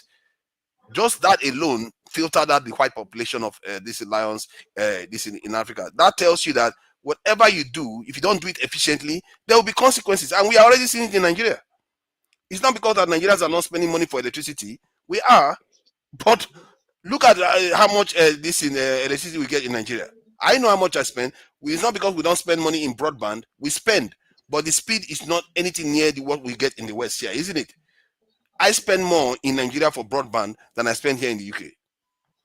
So that I don't know how much is I don't know how much you spend broadband in Nigeria than I spend in the UK. The amount of money I spend here for my fiber optic, all right. If I spend it on Nigeria, all right, I'll get the best high-speed internet in Nigeria. No, you know my point. I use fiber. No, I don't know how you are. I use fiber optic. In America, you can't get good broadband. No, the amount is a good. I said the amount. I didn't say I don't get good one. That amount, if I put it in Nigeria, all right, I know how much that what. I know how much that will serve me. You can spend 60,000 naira in Nigeria. Let's say you get 300 GB. That's if in the UK you spend less than that and you get unlimited and faster too. So, and half of the time you're not even using it. Ondo, are you going to be the one to invent the network you're going to use? Because this is you are saying. I mean, are you going to create your own network, or is it not the same one already installed that you're going to use? No, I say the amount of money I spend here, all right, for my internet, all right. You remember, I know it's not. You can't compare two of them together. Like my internet run with everything. Nothing like TV, everything runs behind. So it's different from Nigeria. So, but that's not what we are talking. My point is, let me go back to what I'm saying before. The government failed. That's why everything is like this. All right. So how do we bring back the government? Listen, contributing money and not police trust funds. Yeah, a police trust fund. The man, I will call the name here because somebody I know very well is from Edo State. You guys will also see it in the news years back. The police trust fund, people contributing money to pay the police. Somebody afford the whole money by himself. End of the day, he was taken to court. It was out. Before you know it, nothing happened. People still had money, contribute money for police to help the police on their term of their weapons, everything. Police trust fund, the guy in charge was the whole money. It was on the NTA. Everyone. What happened? Nothing happened. So that's the problem. When nothing happened like that, people will be like, just like this Fulani and Co. As well, nothing happened. People will take the law into their hand, all right, to do whatever they want to do. So, and the scare part of it is that this is what it is. It's what that when they start, they're not learning. Let me tell you the truth. If there is any operational attack in the north, they're not going to feature you as a Ibiedo, Yoruba, all of them yammering in Adio. They will kill everyone yammering together, put that together, kill everyone in one key. They don't care if you are, nobody knows say you be. As far you have on the start, you know the speaker also. Guy, all of una, now be the same thing. Now your brother, now you go here. So that's just it. Let's just pray and be careful. Thank you. You know, yeah, thank you. Chuk. You know, this guy, Chuk say I'm a hardened criminal. That look like a crook. This guy really does hate me. I don't know why. Is it because I'm not supporting that Mikado? I don't know. So he really does take everything I say is rubbish. You are welcome, Chuk, by the way. But I must say, Uzo, there's Put something me about backstage a little and come in. yeah. Let me I'll do be that. listening. Yeah, thank you. There's something about the way Uzo presents his case that seems very interesting. He comes across as if he makes it simple. Let's put it that way. He makes it simple, and I really wish a lot of Nigerians are like that, the way they carry themselves. So it's been fascinating hearing him talk about it because he actually donates money for security in his own community. And you see that with many Nigerians. They do these things, but it's very funny because when you say to do it nationally, they don't like it. Don't say it nationally, but they want to do it locally where those people are barely accountable. Some of them, they don't even try anybody. They just carry out jungle justice on the streets and stuff like that. But that said, let me bring in Tony. I think Jonaba or Tony. Tony was around and went backstage, and so it's a bit confusing who to go first. Jonaba has been very patient, so let's try to get through this topic so that we'll make it a bit more relaxed. Please, Tony, let thank you. Jonaba speak now. He has been here for long because I want to hear him. Oh, look at that. He looks like he doesn't like Tony. Let's put Tony. No, he came before Tony now. No, I don't think he came before me, but let him go. All right, John Abba, welcome. Thank you for joining us. This matter of herdsmen attacking farmers. Sometimes we think it's only Nigeria. It's not only Nigeria this is happening. This struggle has been going on. I must say it's a primal struggle in Africa. It's a very we act as if it started today when Fulanis came from where they say Futajalon and they came to Africa, they came to this side. Most of these trends have started happening when the Sahara started drying. You see that going on in Rwanda and this in Congo right now. It's the same thing. Make no mistake. If you look at the Tutsis, they tend to be Nilotic looking, more like a herder kind of culture that are trying to encroach in the spaces of the Niger Congo groups, for want of a better word, the Bantus. This is a kind of primal struggle that has been going on.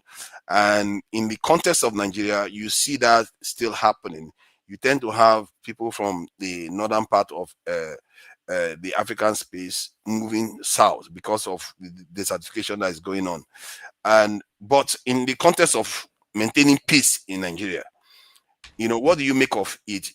Our governments, how are they supposed to address these things? Because if you don't understand the greater movements and things that are going on, it's harder to deal with. You always keep reacting. You're not dealing with the core issues that are leading to all these conflicts. It's not only in Nigeria, it's happening almost in every African country. So please, that's sub-Saharan African country. Paul Father, thank you for having me and fellow panelists. In fact, my heart goes to the community that this happened, especially those that lost their loved ones in a very barbaric act. Now, having said all of these things, I don't think the way it was done was the right way any human being should die. Even if you see the worst criminal on earth will be tied to a tree to kill, as a human being, even though the person might have killed so many others and has deserved to be killed as well, in my own judgment, but it cannot be done in a very uncivilized and barbaric way like this. And if everybody take law into their hand and just do anything anyhow, we'll have more chaos in that town. What's wrong with Nigerians? If you come to this platform, you will see it. And that is very disturbing. To whom much is given, much is expected. If you know better, you do better. If you have the knowledge, you have to know how to speak to issues. Instead of escalating it, you have to bring it down so that others will not die because of your reckless talk. I've heard so many brothers here today cited about how they can never, even Tony say, oh, he can never be a friend to Fulani person. Israel Buba is a pastor. He's a critic of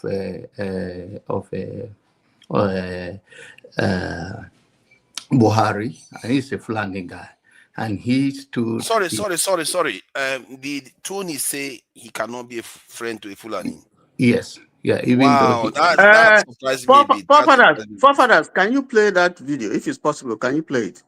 But he can, even because John Abba is lying. No, here. let me land it now. No, you're lying. You're lying. Okay, you're lying. Somebody said it. I didn't challenge it. Somebody said it. You know, that's what we are repeating. Somebody said, and then you say, even though you do business with them, you cannot be a friend to a Fulani. Can you play the video? Okay, let's go. Let's leave it. If it's not you, then you can always make your position that's clear. fine. But then another way is that there is no way, if we use this word, lot of people will die in the northern part of Nigeria. Who we see this video, they will not read so much meaning that, okay, this, you can make all your case you want to make. I think there's no, and everything is on speculation. Nobody have a full knowledge because these people cannot say anything again. If they find those things in them or they do not find it in them, they cannot speak again. Things are not done that way in order to justify any killing of any human being, whether it's Igbo, whether it's Yoruba, whether it's Hausa or Hausa Fulani or Edo. It doesn't matter. We should have, if we will blame people, we blame them because we can say the government is not functioning. It's lack of functioning, insecurity in the country, it's lack of good leadership that we are all victims. Oh, if I will speak to issue of Fulani herdsmen moving around, in 21st century, there should be a modern way of them doing things, that they should not be going to people's farm and eat up their crops, and that can bring anything. But then, in all ramification, there is no reason any human being should be born down. It's traumatic to the society itself to see another human being. In many years ago, a young man was killed in Rivers State, in Port Harcourt. It was his friend who set him up. They call him Thief because of laptop. And he was killed, and police was passing by, and on the video, receiving standing. Society took case into their hand. It's not the right thing. Does not mean that the government do not fail us. But we, the people, we should do better for ourselves, because we are also the society that built that government. Any leader come from among us. And if we carry that sentiment that,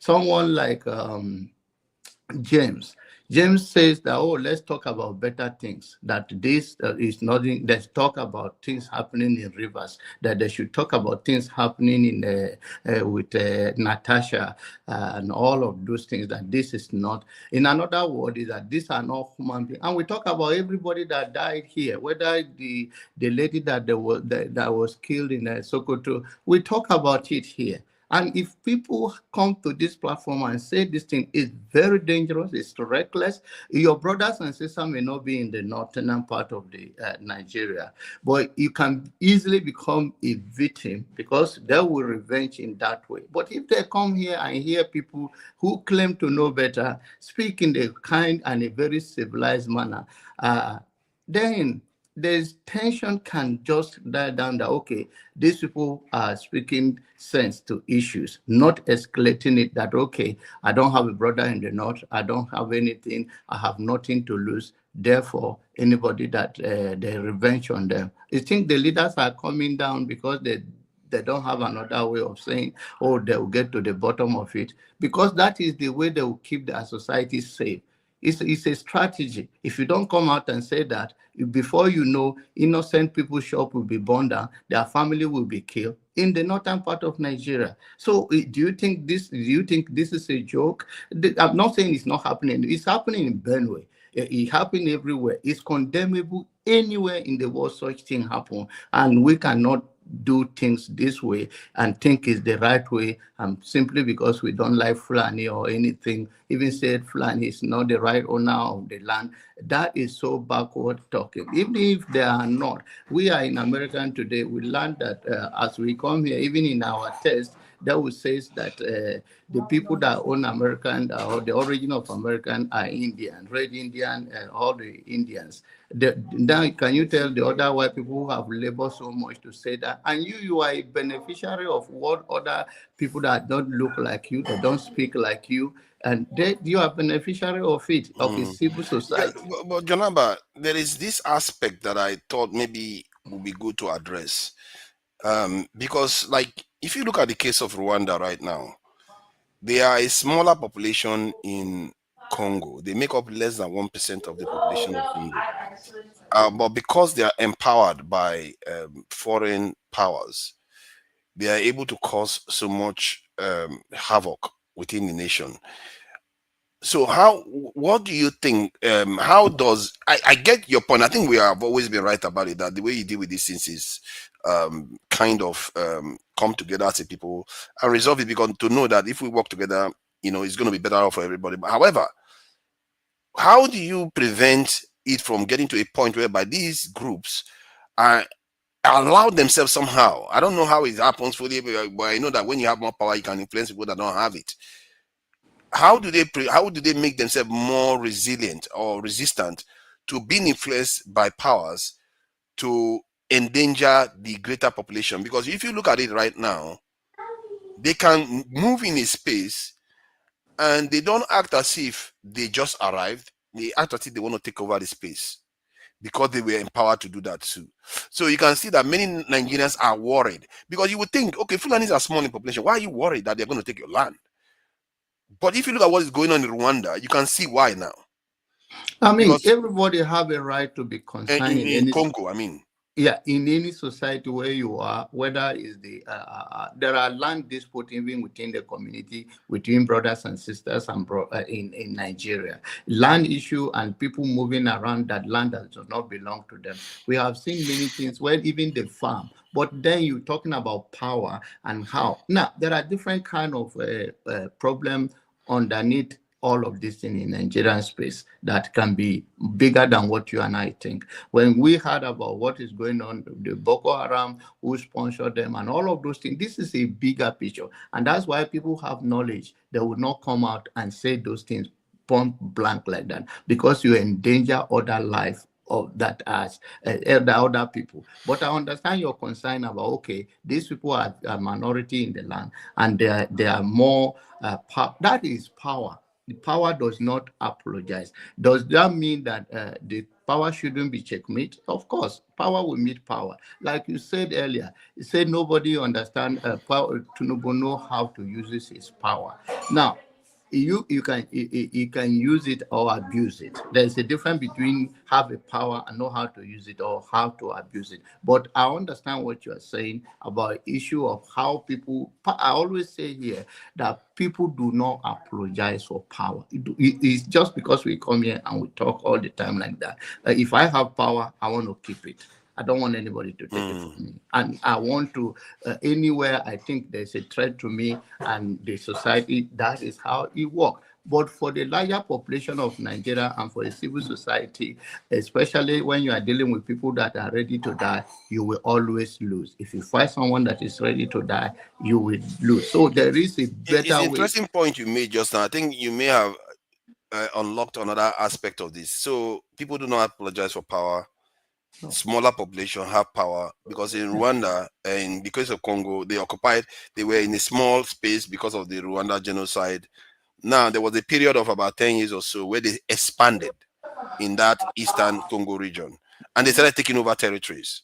So in the context of Nigeria now, people should not apologize for power. So you can, from that point of view, then the only way to confront that is to ensure that the communities that are confronted with these things are also extremely secure themselves. And this is the dynamics that is going on. And when we keep talking about the need for security in the context of Nigeria, people think this is a joke. because the dynamics is working against us. Those people that they will empower and they will have the power, they will use it. They will take land, they will displace people, cause IDP camps, cause all these problems. If you don't react on time or even try to prevent it, they're not going to apologize for power. Like you said, they won't apologize for power. Power has to meet power. If the power doesn't meet power, you've created a vacuum. That means that power will do negative things to you. Yes, I completely understand that. But then I understand that. That's what I say. Power doesn't. But people, I have a right to defend my my home and everything. But then what I'm saying is that yes, power does not apologize. Then nobody have power to say I'm sorry because I have power and I use it against you. But then on this issue, with very specific on this issue that happened there, if we do not turn the tone down and we come and hear, oh, because you are secure in in this part of the world, and you say it's okay, you will hear. That's my own play. That let's get to the bottom of it. Let the leadership take leadership, and the community also have right to be secure. But when you don't have so much evidence to prove, rather you say you see gun and you do not capture them. I know and I also understand the corruption in the Nigerian policing system, that you can take them there and somehow there will be bribe and all of those things. So nobody should say we don't know how it functions, but it still is reckless, and it's not just a reckless. Other life, reckless in the term that other lives you are endangering by your statement here, because you are now giving a free hand to these people in the community, while innocent person that in the north, mostly they don't differentiate between Edo, Yoruba, Igbo. All of them in the north, especially those people, they look at all of them the same people. An innocent person can get caught in this thing, don't even watch the news, just been to go to a community and they behead him because it's okay, they kill our brother and you were supporting him. We watch it online and you are saying all of those things. So is that the best way to do it? Are we not all understand that Nigerian government is not functioning well? What doesn't give you that right to put the power in your hand? Because if everybody does that, then what is even the essence of having a boundary and space and all of those things? And our comment is very dangerous here, and this is not fair. It is not the right way to comment. Oh, it happened. People die. So people die. You talk about it. They are human beings. And whether they are wrong or right, is issue. That is what media do, and you should be fair and be honest about it and have wisdom on saying it. Because you cannot tell now you are a Christian and I'm a Christian brother, and because I'm a Fulani man, then so no, I don't have anything to do with you. So you are even against your own belief in the first place, because you are now creating a barrier that yes, humanity does not confess, our tribe confessed. And that's a narrow-minded individual. Humanity confess. Anybody that come and see you, whether you are white or black, and you need the help, a right man will know, and they will ensure, if let's say accident happen, people can stop. They won't ask who is this, who is that. If you have anything to render to make sure that that person is okay, that is humanity. It comes first. And most of the people that we all see is our differences is not that much in this life. We can disagree to agree, but humanity comes first. John Abba, can I ask you a question, please? John Abba is like, hey, yeah. Please go ahead if you want to ask questions. Yeah, what I want to ask is this. If people kill Fulanis go on revenge. But Fulanis kill people, other tribes, other people that are not revenging. And the government is not doing anything. Government is not doing anything because they can't do something. Government can do something. What's your question? Let me finish. The government can do something. So what do you want? So now, how do you want people to react? Or how do you want other people to continue to react? Just to keep quiet? Whenever the Fulanis kill them, they keep quiet. And they can never revenge. Because the if word they revenge, Fulanis will go again and they do more. The word you are using, Fulani, you are very unknowledgeable about issues, and you are saying things that is still dangerous. Fulani, not all Fulani are terrorists. So if you use that platform for Fulani, There are Igbo criminals, there are Hausa criminals, there are Yoruba criminals. There is criminal. You call them who they are. You are knowledgeable, but Fulanis are the one. Let me tell you, if you don't use the word. There are good Fulani people that are not criminal. And you cannot, you see, in this case, now, this is the problem why the Fulanis now say, okay, they have to defend themselves. Remember that most of these cows, if you understand how this Fulani cow thing is owned by rich people in Nigeria. It's not just poor people own it. These people are rare. They just have a contract with this thing. So they protect them. And that's why when they say, okay, they go to them, they say, because of what you guys are saying here, you are endangering the life of these people. They need to be protected because of such comment. You are now generalizing. So if anybody see Fulani passing by now, by your own comment now, that person that Fulani man is a terrorist. Your number, I think, you see, when what I'm beginning to learn, see, let me just add this. What I'm beginning to observe is when people are saying something, it's a symptom of something else that is going on. Like, I keep going back to that Rwanda-Congo dynamics that is going on, and you can see that even in Sudan or some parts of even Ethiopia, all those areas, there is a struggle between the farmers and the herders that is going on the continent. And for want of a better word, like the culture you come from is a farmer culture, and Benson sounds extreme, but there are other groups on the other side that sounds quite extreme. So what you want to do is find a way for people to meet this halfway, but to totally dismiss that there is a conflict going on and there's a scarcity of resources where the people in the north are moving further south. And actually, like you said, some of them don't apologize for the power that they have, and they use it. You can see it happen, and they are literally use it. And we are seeing it in Congo right now. In the Central African Republic, you see this type of patterns repeat themselves. So is it okay? Is it not just okay to just say, okay, like what before now I would just say someone like Benson, oh, get out of here. I don't believe in all your nonsense. But to try to understand where they are coming from and say, how do we get to a point whereby the extremes are kept at bay from sabotaging the entire space? I think that is the challenge we have here. Yeah, no, I understand that. And one thing I disagree with him, you cannot say Fulani. Not all Fulani are terrorists. So, you cannot do that. You cannot use a word and stereotype the whole country and tribe because few or majority of them are doing something wrong. That is not journalism. That is not media. You cannot say that. Jonaba, let me say what I say, Fulanis. Let me tell you now. All these killings have not been happening before. It's only when Buhari come into the saddle, that's when this thing started coming. Now, since when Buhari was there, anything that Fulanis do, okay, let me say the terrorist Fulanis do, they are not being held accountable. But then, recently, Governor of Anambra State arresting those kidnappers in Anambra State and all the rest. In Bayelsa, in Edo State, all those places, whenever an Edo man is, even the governor recently was bringing down the houses of those who are as kidnappers.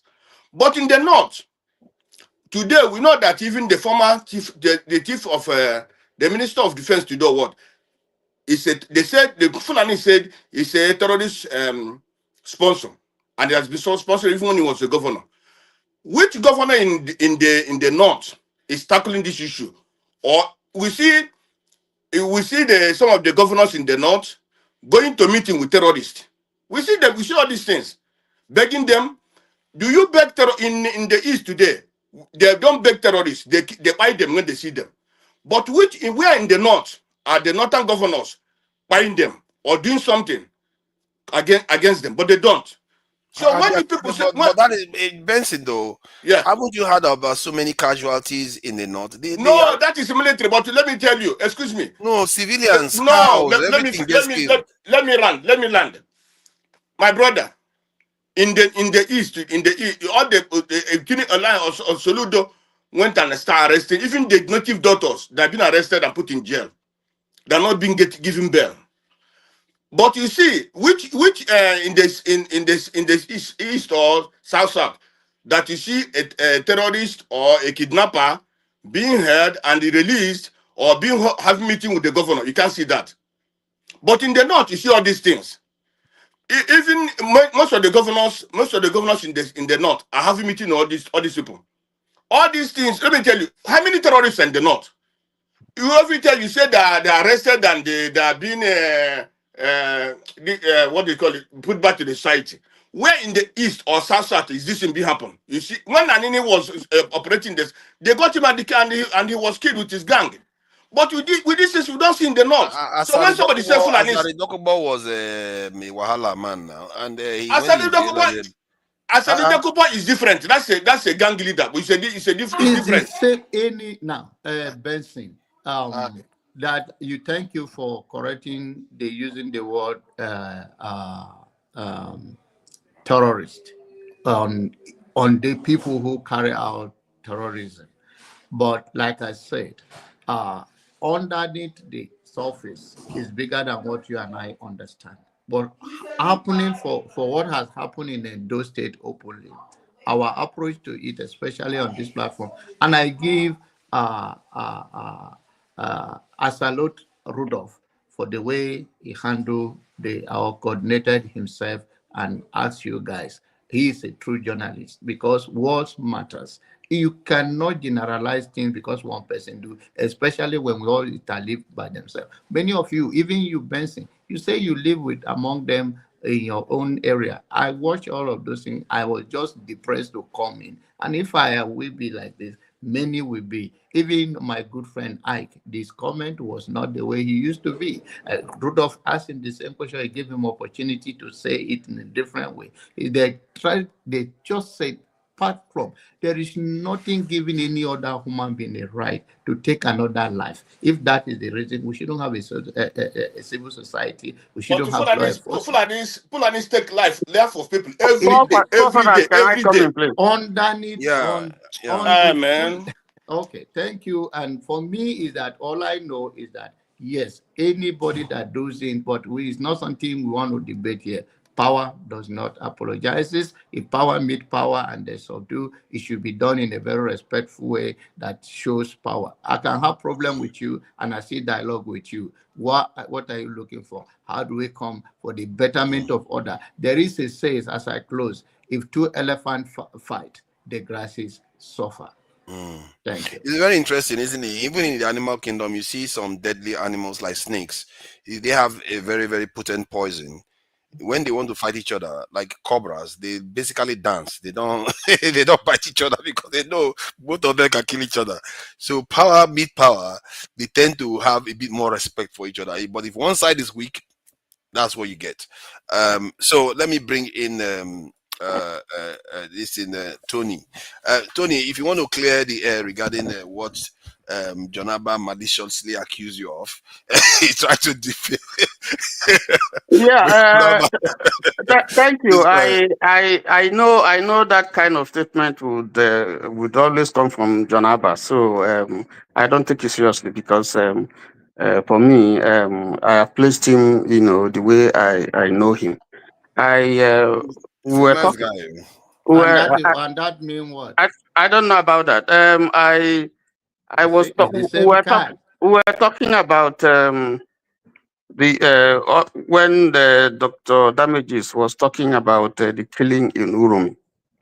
And I remember that I wrote some of the things that I said down. And part of the thing that I said was my words. I used the word, I said it was gory, the sight was gory. I said it was gruesome. I said the optics was bad. And, I apologize. I condoned, I gave my condolences. And I talked about stereotypes. And I took the Fulani, for instance. I said that, if it was a Yoruba, group that was in the trailer, carrying whatever they were carrying, they probably would not do that to them. But because people have stereotypes, when you see Fulani, And you can easily identify Fulani. I'm just trying to run through some of the things that I said. You can easily identify them. And going by the stereotypes that have been associated with the Fulanis regarding kidnapping and stuff, their reaction will be different from if it was another ethnic group. And that's one. Two, going by I also mentioned that going by the experiences that they've had, communities have had, killings, raping, destruction of farms and so on and so forth, that that's why people have that kind of stereotype. And I condemned it. So, and I said I have worked with I've done businesses with Fulani people, before. I said that. But and then I went on to say that some of the issues border on failure of security, perceived injustice, and tension in the land. And I said, you don't have to defend yourself like you're yeah, in a court. no, hold on. No, I want to run. And then I talked about race relations, which is central to the issue that we're talking. And with respect to discussion, I think it's also race, relations. The fact that there are stereotypes. When they see Igbos, they say it's they are IPOB. They see Fulani, they say, oh, they are kidnappers, or they are But this has not been like that before. Just like Benson said, times we had years back when they could rear a cow and go around, and they will not go into people's farm. They will not be destructive. And we didn't have this problem. So at what point did we start, having this problem? One. And two, even when all the outcry was going on and we're seeing people that are being killed all over the country, and see, what did the government do? What did the owners of those things do? Did they come out, Mayeti Allah? If you listen to some of the things that Mayeti Allah has done, they only react when a Fulani person is killed or cattle are killed. We cannot, the nation cannot go that way. And I did say that a lot of times when some of these people are apprehended and taken to the police, the next day they are released. So if you have a system where there's no justice, where some people carry guns and others cannot carry guns, and they carry this AK-45 or 47, openly, and nobody questions them. Nobody says you are supposed to have a license, but I am not allowed to have to carry AK-47, openly like that, open carry. You're not allowed to. If I do that, I will be arrested and dealt with. But they can, in the same country, under the same constitution, under the same law. I think we're not honest. And I don't think that John Abba is honest in what he's saying. What is wrong is wrong. Until we address this issue and make sure that there's fairness, there's justice for everybody. Nobody should kill anybody. They've been killing. Soldiers have killed people, bomb people mistakenly or whatever, and it goes. They've been killing in the east, in the west, in the north, in the middle, in the Benue, and so on and so forth. A lot of those things just go. Nobody says anything. But once you touch a Fulani, it's an issue. Why? That's the Why problem. should that be? But do you think Jonaba disagrees with you? And No, hold then on, you hold on, don't hold want on. you don't want Let me people. clarify You don't something. want Hold on. you don't Sorry. want people to talk about it. Hold on. That's the problem. Tony, And they don't want us to talk about it. Tony, calm down. Tony, No. calm down. Do you No. think everything you said just now, Jonaba disagrees with you? No, I do not disagree. I know with exactly. whatever I know you don't. Yes, what I said, all the beautiful things he said, he himself, go and play that video. Did you mention the word, whether you use that friend or not? Do you use the word? How do you come on, as you give all your statement of what you said, do you use that you cannot be a friend to Fulani? Do you use that? You have the right not to. But John Abba, you cannot remind me of what I said. You use that word, all your beautiful word you say, and you come here now trying to demonize you can't remind me. You have been doing it. This is not the first time. You have been doing it, and I have a right to rebuttal. So don't put words into my mouth. You use it. So let's go and play. I don't care who you are. Would you shut up there and stop talking nonsense? No. Let's not do that. Let's not do that. Let's calm down. Let's calm down. Tony, you are quite Jonaba, just hold on. Let's address this first, please. Please, Tony is one of the most it's contributors that he has a collected thought process, and he's well vast in most of the areas he comments on, and I may be surprised that you descended to doing this today. No, So listen. let's withdraw that. Let's withdraw that. This is okay. I take it. I'm sorry, but this is not the first time that he's calling me out, and I don't like it. And he calls me out for nothing. Brother. If you I have call done you it out, before, listen, and I never call you out. you did something very bad to me. I just let it go because you're talking about my religion, and I just let it go because I don't joke with that. You know that you've done that before. On this platform, platform, you mentioned have a my name religion. and you talked about to religion. You don't have a religion. You hold don't on, have a religion. Nobody own a religion. So listen. Let me tell you, John Abba. You see, let me then tell you you. become like one John of those Abba, leave it now. You're not like this. I don't know you. I don't know you. John Abba, both of you should be getting on. Actually, I don't understand why you are having. Both of you shared similar views. Why are you fighting each other? He's not. I remember on this platform when I said that righteousness exalts the nation, and he came. He I know what you said. What did I say? I know what you said. So don't what did listen. I say?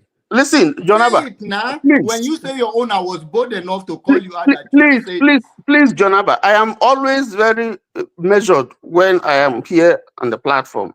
And you are not measured, but you can be disrespectful to me and you are measured, right? You are disrespectful to me too. I was not. I called you out for what you gave me to me. I gave it to you. That's it. That's what you are. That's what you are talking about. Let's read it back. This is what that some of our best measured speakers are coming at each other. It doesn't make sense. You will have more of that. I didn't expect this to happen. I thought it was going to be Emmanuel. It's going to be fighting your bet. You will get it well. I promise you. You don't slap me and get away with it. You have to talk to him. He comes here and he's calling people names. He has called Ike too. He has called. You can make your point without calling people. What are you talking about? Let's be a little bit decent, and don't provoke people to. I don't know what you are talking about. You would know what you are talking about. I think you can say that he said something that you didn't say. I don't call Ike anything. Fathers, I'm not finished. Let me just continue with what I'm saying. Let him finish, please. Let me. I just wanted to comment on that. I think that will serve John Abba right. Next time, don't call people unnecessarily when you don't know. Don't talk to me that come on, man. Tony, let this go. Come on. They don't burn you. What kind of is it? I will put both of you backstage. They don't burn you well. Okay. Come on, John Abba, don't do that now. What is it that John Abba? This is not like you now. Come on. What is this? Yeah. Listen, you can be carrying all kinds of what is it? Escort that you are carrying. That's for you. So don't come here and be telling people nonsense. I am talking about. You talked about. You talked a lot about. Rwanda, and Burundi and the crisis, that came up. Dr. Damages also talked about it.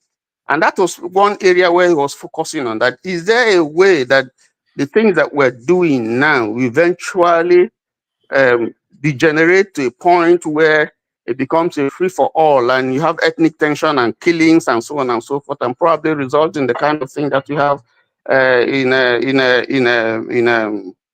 yes, between Burundi and Rwanda, and then where in Eastern Europe, where you have ethnic cleansing and all that sort of a thing. I think that yes, there's a chance that may happen. If we pretend that things are okay, if we pretend that if A does it, it's okay, but if B does the same thing, it's not okay. And that's the dilemma that we are in now. If you look at what is happening in Nigeria, with respect to this relations, this race or ethnic tension that is coming in. If Jide is here, Jide, I know he would look beyond just Nigeria and look outside, because there are forces outside Nigeria that are sponsoring this thing, that are financing this thing. They're arming these people. Okay, and they think that there is an unsettled battle. There's an unsettled war, or that has to be finished. There's a battle that has to be finished. So and so long as our leaders shy away from the fact that this thing has to be addressed, the question of ethnicity, the question, land is not so much a problem. I know in many places in Africa, there's land hunger, and so particularly where you have, cattle, people, headers and so on and so forth, there's always that conflict. But again, you see, we are still not utilizing technology and utilizing advancement that we have. There are better ways to do this thing instead of having this practice of moving this thing cattle from the north to the south and so on and so forth. There are better ways of doing it. Technology can help. There are better ways where you can enclose, and do this and do it, and then don't have these people move around and cause this problem. That's one. Two. If you look at Rwanda and the president, you mentioned Congo, you will see that part of what is happening is the M23 who have taken part of Goma. One are supported by Rwanda because they're mainly Tutsis, and then Rwanda is supported by Uganda, and then EU. And this is a fact that you can investigate. The EU gave Rwanda $935 million in exchange for access to mineral-rich Goma. So those areas that were in Congo that were captured by the M23. So, because as you know, Congo is one of the richest countries in Africa, if not the richest. So now, Tshisekedi, who is the current president, to counter that, has also decided to offer America, half of its rare mineral, so that there be a balance. So now you internationalize the conflict, so it becomes, America versus, Europe, some kind, somewhat. You see the mumu level that our people exist in. Yes. So you see, deciding which people to sell out to when the people are the same. Very good. So you now see that, the fact here is that you see that we are the ones that are doing ourselves, because in trying to settle up what our problems, instead of addressing it and calling it what it is, we're looking at outside. In the case of Nigeria, there have been pointers. People are pointed to Turkey. People are pointed to Saudi Arabia and so on and so forth, maybe China and some other countries as those who are somehow funding this thing. Yes, in exchange for minerals and in exchange for it's mostly the Middle Eastern nations, yes, and Turkey. Yes. They are the ones that are specialized in this. So whereas some are looking for the economic wealth of Nigeria, some are looking for conquest, territorial conquest. So you see that in this whole thing, the people who benefit, the people who are being used, are some of these rich people and politicians in the north who are, helping to cause this division. So if we want to address the problem in Nigeria, people like Mayeti Ella should talk to their people because they have influence or control over them. Okay. Hold on. This is where John Abba is calling you out, because you use the term to talk to their people, and the northerners are the ones being used to divide Nigeria. You forget that the southerners are very, very much in bed with the same in the same. Yes, setup. No. I agree. I'm just taking the north, for instance, because this whole thing is all over. We're talking about headers and the problems. That's not saying that you don't have it in the east.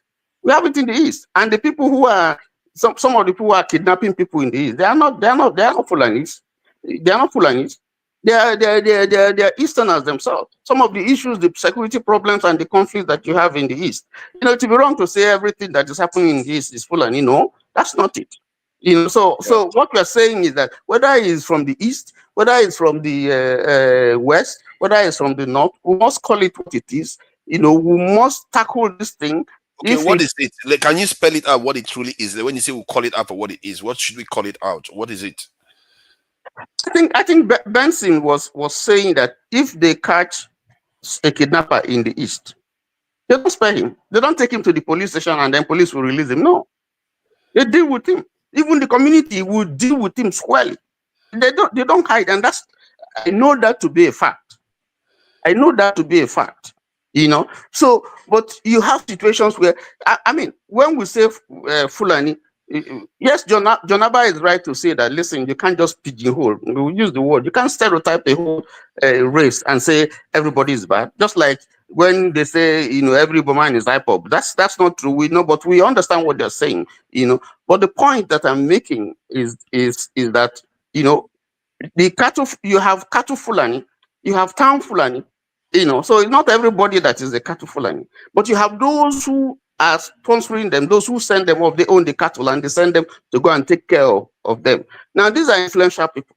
If we want, what my point is that if we want to deal with the problem, for instance, of this problem that we're having from Fulani, again, I put it in quote, they have to talk to their people. Just like the governors are trying to deal with the situation, like Soludo, trying to deal with the situation in Anambra, and trying to, whoever they find, the kidnapper, that they destroy the place, they set up a militia, to go on there and pick them, and sometimes they embarrass the family, and so on and so forth. If they do that in the north, now I think and then the government takes a policy, that is fair to all. I mean, some of these things you can track with technology. Drones and all that. You can fish out a lot of things that are happening because the police is overstretched, security agencies are overstretched. There's no way you can expect them to deal with the enormity of problems that we have in the country now without technology. There's the limit to how many people they can employ, to work, because we don't have the resources. And then if we are serious, some of the leakages that we are having in terms of corruption and all that, and so on, you have to plug them. You were asking if they ask us to contribute money. I'm not going to contribute money if I know that there are leakages. If I know, like Benson said, in my community, I do contribute money. We take steps to make sure that the place is secure. But that's just within your locality. What of outside when you go outside? So it's a two-way traffic. The community will do its own. The government will do its own. So if you are doing your own, the government is not doing its own. That's where the problem is. So these are some of the issues, and we know these things. It's not rocket science. Let me share some information regarding some of the things we are observing, because there are. Hold on. Sorry, okay. Hold on. I think, man, I really wish we have enough time to be discussing this, because time is going to run out. We've not talked about any other topic, so it means we have to race through all the other topics, including Trump. I wanted to just mention that. No, sorry. I'm not contributing. I wanted to just make an announcement. I just saw something online that I was reading. Maybe we can talk about it. I don't know. Maybe next week. Burkina Faso's poverty rate is now significantly less than 30%. Nigeria's poverty rate is moving towards 70% right now. There's an Apple trend. Thank you. Thank you. I will have a look at that. Regarding the issues that are going on the continent, and we truly need to understand this. And in a way, I'm getting education here, and I hope people are getting similar, so that we actually know the scope of what we are dealing with. And I feel that some of these our leaders and people around already know about it, because they talk about climate change, how it's affecting the Sahel, how everything is drying, and people are moving down south. This is not something that started today. It's been happening for hundreds of years, and that's why you saw Fulani moving to the Nigerian space in greater numbers, and you see that in many African countries. Now, let me share something that we want to see, so that we understand the trends, and because these things can lead to the kind of tragedies we saw in Rwanda. Now, I will go to the richest people in Rwanda today. If you look at the names of the top richest people in Rwanda, Kagame is number one. And if you look at most of all these people, almost all of them are Tutsis. Barely one of them is from the Hutu group. Even if the Hutus make up about 80% of the population of that country. Now, let's go to what the Tutsis generally look like. The Tutsis generally look like this, and the Hutus generally are the more African-looking people, more like the kind of people you see. As you can see, they even put it there, Hutu and Tutsi. This is more like a Tutsi. This is more like a Hutu. Now, if you want to look at the queens. This is what you call a Tutsi queen, and that's known. And you look at the features, and this is more of a Hutu kind of people that they look like more like southern Nigerians. If you get what I mean. So, and then you move further, you look at this is Fulanis versus this is, at the moment, if you look at Fulanis versus Igbo people, you will say they actually look closer to each other than Hutus versus Tutsis, which is very peculiar thing to observe. The Fulanis versus the Igbos, if you look at it, let's just look at it physically. Look at this in the Fulanis. Then compare that to Hutu versus Tutsi. Which one looks more different? So you can see that the Tutsis look far more different compared to the Hutus versus how Igbos look compared to the Fulanis. However, the trend is still the same. One side has a cattle rearing culture, while the others have a farming culture. And they are meeting. I disagree with you. Igbos don't look like a Fulanis. They don't. No way they're looking near to them. Of course. No, they're not looking near to them. I'm not saying they look the same. I'm saying the gap between their looks compared to Tutsis and Hutus, there is a bigger gap between Tutsis and Hutus. However, these two live in the same country, and one is dominating the other side. And you can argue that in the case of Nigeria, you are seeing that Fulanis are overrepresented in the political space, given the size of their population. This is leading to unrest. And this is what people are expressing.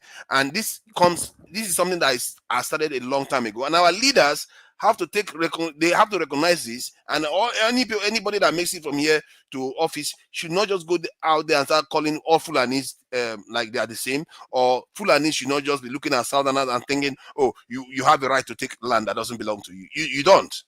You can't do that. We have to find a way to reach a common ground, so that, because if we all work together, we are better off for it. This idea that, oh, this one is bad and they are looking to take land from us all the time, and then the other side is saying these people are so lazy, they are not doing anything, why shouldn't you not take land from them? We don't have anything. So you can see that dynamic. We always say that, oh, the Northerners, they get away with it, they arrest them and they release them. In reality, more of them are being killed. Let's make no mistake. No, that's not true. Controversial. That's not true to Niger. No. You see, he's arguing something that is not even controversial too. Excuse me. What they're talking about is terrorism. They say that yes, more Northerners are being killed. More Northerners are being killed today. No, I agree. Yes, I agree with Fofa. Why are we acting as if we don't know it? What do you agree? We agree what? That this people have been habitated. The people that have been habitated and put back in the army. They say you agree. My friend, stop. See, the Nigerian that I lost, the Nigerian that I found that died last year that I know of, it was in the north. He died. He died with a lot of Nigerian soldiers too. Many of them are northern soldiers. In fact, there are a lot of northern. I don't know why we are acting as if we don't know. There are a lot of northern Muslims that are even killed. I think the killing that is going on in the north is out of control by Boko Haram. When Nigerians that is not what the two Nigerians meaning. What is meaning that the military are killing the Fulanis? But that is wrong. That is wrong. That is not true. That is not true. No, that's not true. These people that are pampering them, giving them, when they kill people, they give them jollof rice, give them new clothes. What are you talking about, my brother? Emmanuel, I know your concerns. I understand your issues. But you to try to reach out and try to see reality for what it is, because we are not making stuff up. People on the other side are actually dying too. We all have who is killing them? Who is killing them? The military. That is not. They are fighting them because they are destabilizing the north too. Do you think it is easy to take over territories from Boko Haram? How many terrorists in the north have been captured and after put in the jail, after bring them out and rehabilitate them? And where is it happening? In the south or southeast or southwest? In the case of the south, we know. But even if it's not the same, I'm not saying the south Niger Delta youths are the same as terrorists. But Southeast, whenever even somebody answer IPOB, now excuse me, somebody answer IPOB in Southeast, they kill him. They kill him. Because what are you talking about? Hold on. Is Shikawa alive?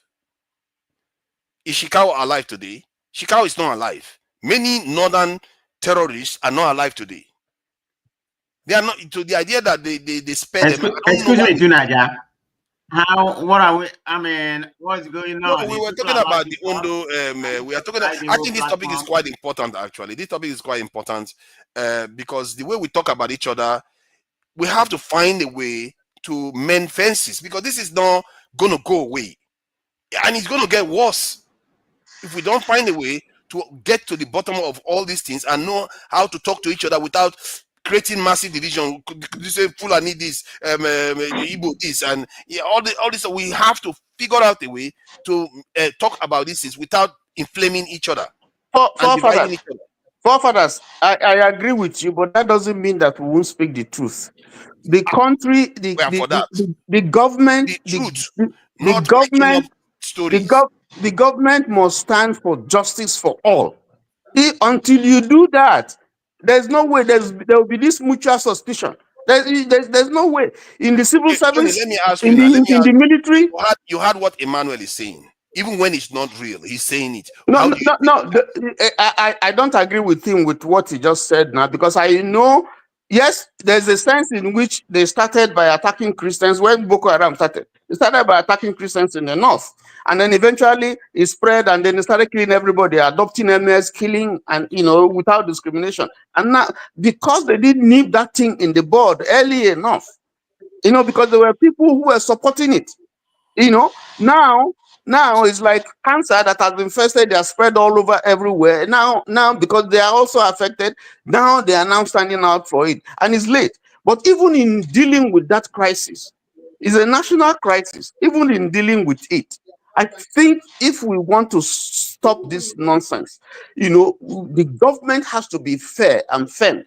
If it is an Igbo man that does that nonsense, deal with him squarely according to law. If he's the Yoruba man, deal with him squarely according to law. There are so many issues in the civil service, promotion and all that. Let there be justice. Otherwise, if there is none, you are going to have this problem. It's not going to end. I think you are right there. At the core of it, there has to be truth, objective truth, and justice. If you cannot figure that one out, you're going to have a serious problem on your hand. I don't want this thing that is happening in Rwanda to happen in Nigeria, where you have a minority completely dominating the state like that. And you see, that's why when we say Nigeria, sometimes we forget that Nigeria, we really do fight against any of that kind of stuff happening in Nigeria. Nigeria, the wealth is quite diversified in Nigeria to an extent, compared to what you are seeing in the case of Rwanda. Although Rwanda is a small country, so I don't want to generalize there. But that said, give another person space to talk. Mr. Kenny has been speaking a long time. Give another person space. You see, Benson. Give another person space. Now more than 10 minutes or 15 minutes. Are you not the moderator, Benson? Are you not the moderator? No, I know, but another person have to speak. Okay, now we are finished. Now we are done. We want to move on to another thing. We know that man of Presi didn't come here to talk about Fulanis. He came here to talk about Trump, and he came here to talk about maybe Atiku issue. This issue, we're going to get back to it. This issue in this. I think I'm going to even study it even further, just to get a better idea of how things are going within these interacting cultures in Africa. Just to mention, the Tutsis, they are actually, it seems you can trace their origins to Ethiopia. They look very Ethiopian if you look at them. They migrated further from the north, like from they had admixture from the Nilotics, and you can even say that they mix with some Bantus, but because of their features, you can see that they have admixture from both sides, but they maintain quite a lot of their North African E1B1B gene on their paternal lineage. So they have admixture, let's put it that way. But they are still, most of their genes, and if I'm not mistaken, especially on their maternal side, is still like all of us, like one of us. So they are still technically one of us, but but they have the cultural aspect, I think, is where the key is, where some of them have a cattle rearing culture, pastoral culture, while others have a farming culture. And there is that clash that is going on. Our governments are so weak That's part of the problem. If they were not weak, this thing will not be showing up themselves the way it's showing up. But see, because if But we the go on question this, we we're not need going to to talk ask about something else. ourselves. Sorry. Maybe we can have a philosophy day where we please talk about why is it that our African governments, or we Africans, we are the weakest when it comes to the political spectrum. Why are we so weak? Maybe it's something we can talk. Maybe philosophy day or we something. can do that. Because something we need to talk philosophy day. about. It's something we need to talk about. It's a very serious issue. Thank you. Let's go to. Do we talk about the Trump security leak and education plan, or we talk about potential coalition government in Nigeria and whether it's going to make any difference? Because not coalition party, I mean, not government. Atiku, Erufai, and a few others seem to be coalescing around an idea to unseat the current president. Do we want to go with that? Because I don't think we have a lot of time to do two different topics. By the time everybody speaks, it will be over. Let's talk about Nigeria, Joe. All right. Let's talk about Nigeria because America problem is stay for American there. Let them dance for their music now. We are dancing for our music for Africa here. Why are we talking about all right. Yeah. Welcome, Lucky Adianum. Okay, so yeah. You see the problem with this coalition government is that almost all the actors have been shown to be quite problematic in so many ways. The only aspect I like about Erufai is that he seems to have guts. He seems to also be quite hawkish about security. But that aspect of him that is also sectarian, in terms of he has this religious bias, is very, very concerning. Atiku, that one is all over the place, all over the map. I don't even know where to start with him. It's all over the map.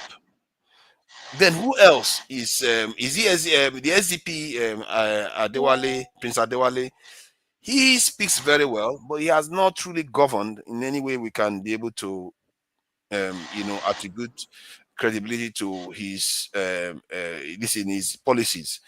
But at least we know someone like Erufai can be quite effective. He defied Buhari this policy in terms of the currency change. He defied it and he fought for Tinubu to get into office, but somehow he didn't make it into government. My own conspiracy is that because he's so hawkish about security, that's why he didn't make it there. But that said, but what do you let me bring Lucky. I think is it Lucky that is next? I hope I'm not jumping somebody. Lucky You jumped me, I think I came before. Yeah. Did I jump? Good evening, everybody. Yeah, good evening. Welcome, Lucky. Sorry, Jide, we are going to come to you. What do you make of this potential coalition? They have a chance if they were truly a united coalition and they were motivated, because Tinubu won 36% of the votes. Bro, I think Tinubu is a strategy man. Which reason Tinubu have when he didn't give this guy any post? Erufai, nobody know. I suspect it because of his security posture. That means they have another plan for 2027. They are just building another strong man. When Tinubu know that he go to affect him in 2027, how to bring them down? That is what Rufai stand for. For this level where they did now, that means he have to remove like this article. He try to Michin Peter Obi, bring some guys who know say go to threaten Tinubu at last. He will go place them for one group now. Start talking, and he will give feedback to Tinubu. And he receiving in cash, he receiving the payment live. That is the next strategy he want to use. That is the way. That nothing like say he's building another coalition to say he want to bring Tinubu down. That is a story. So you think that Erufai is playing the long game and working for Tinubu? A long game. Nothing can tell me. It's a long game. This is the way they planned it before, and it worked for them. They are starting again. You know what? I can't put anything beyond these guys. I don't trust any one of them. You can't I trust can't put them. anything beyond them. I can't put anything beyond them. Okay. So then, what is the path forward then? Because somebody was saying the other day, oh, Nigerian election that is coming up in 2027, we need to reform INEC. We need to make sure INEC is well reformed so that what happened before is not going to happen again. Yes, But, that is the only way. I don't know how we're going to do. Hold on, Jeb. You see, if you look at it, it's not the reform that is going to solve the problem, is it? Because if you look at the last election, if you truly analyze it, if the parties, the officials of each party did their job, it is how do I put it? It's unriggable. But they didn't do their job. Many of them betrayed their parties. Let's face it. Nigerians betrayed their party. They took money and betrayed their parties. No. Nobody betrayed any party, bros. What happened is Tinubu leave everybody behind. And he said, you just go and campaign, go and vote, go and do anything. He focus INEC. Only the money when that guy give INEC chairman. He don't give anybody. Only INEC chairman ain't focus. He not campaign to anywhere. He not win anybody. Nobody even vote for Tinubu. He just focus that INEC chairman. The money when that guy gets, Senegal not get up for budget. What you are missing the money is when you give that guy, a whole country not have it for budget.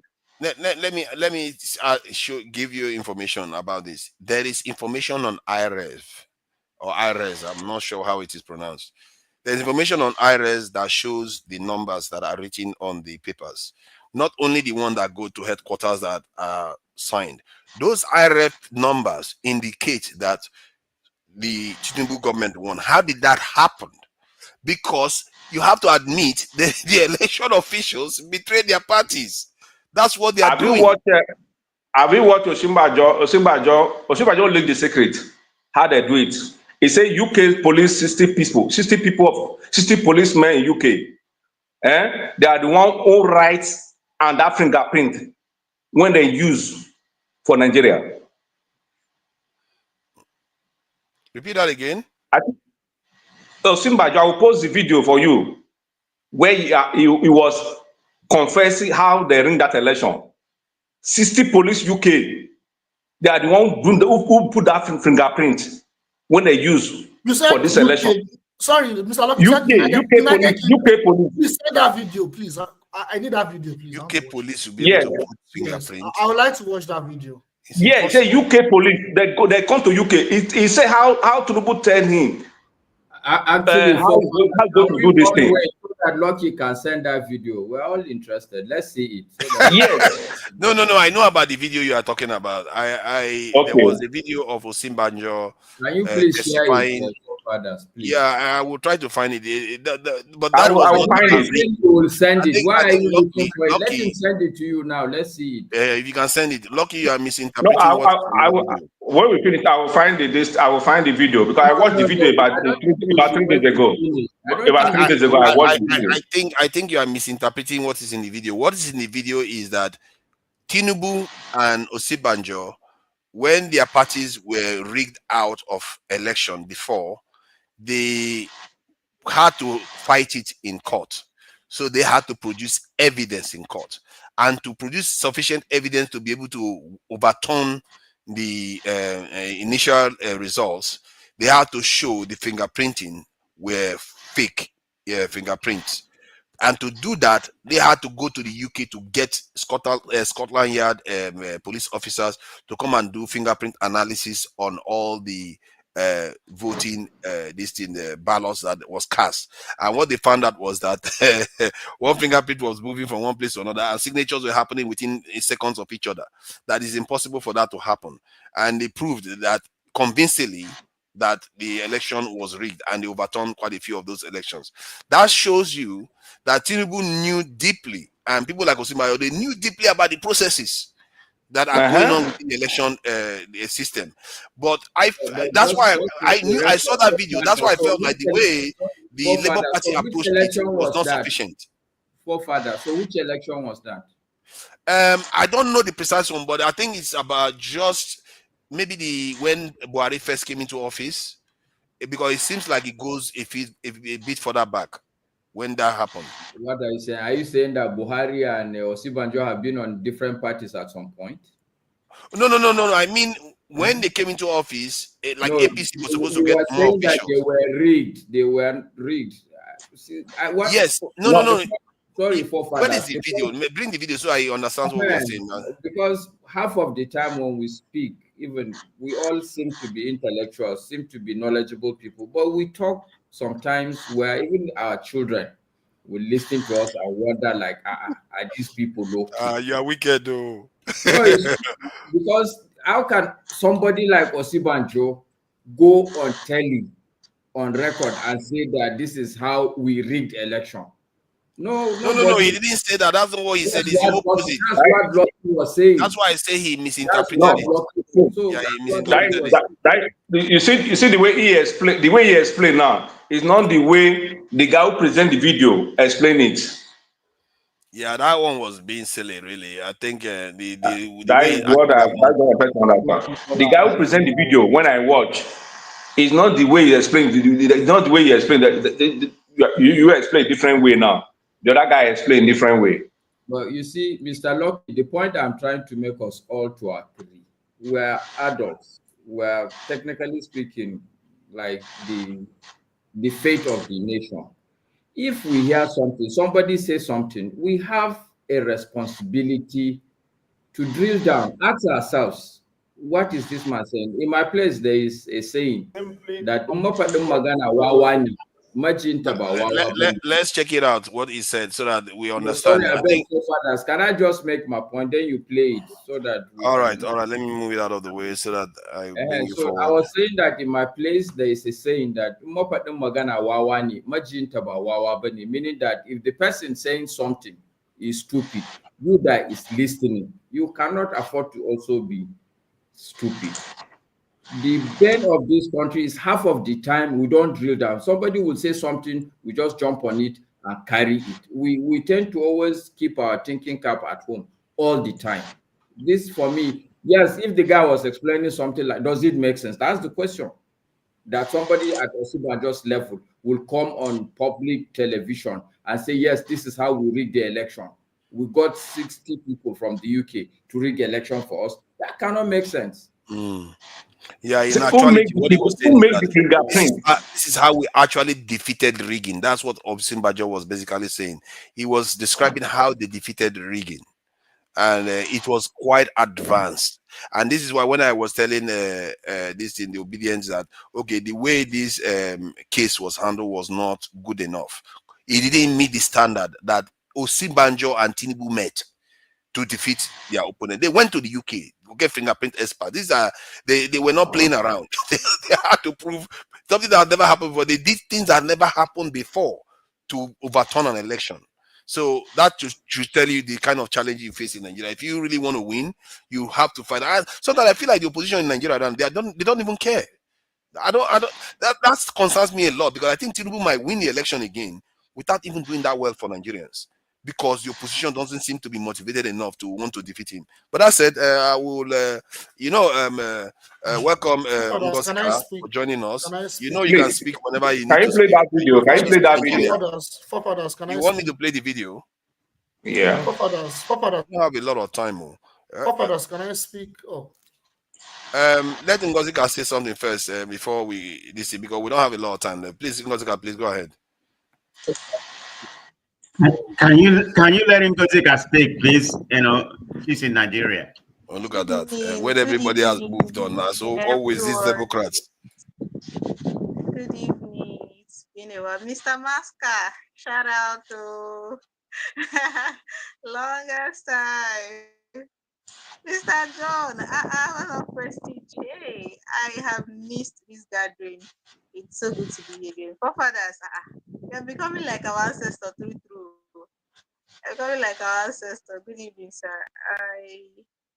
I was so what I do is most times I watch from YouTube and I don't have strength for Nigerian discussions these days. So I just mind the business that pays me. Go on Twitter, drag whoever we're dragging for the day. I've said everything I want to say about Nigeria. I just came in to say hi to everyone. and to please remind everyone watching, if you have not liked the broadcast, go back, just click on that thumbs up. Just it won't cost you anything. And if you have not subscribed, please try and subscribe. It won't take anything. So, Ngozika, can you tell us how your governor is doing? Oh, goodness. Depends on.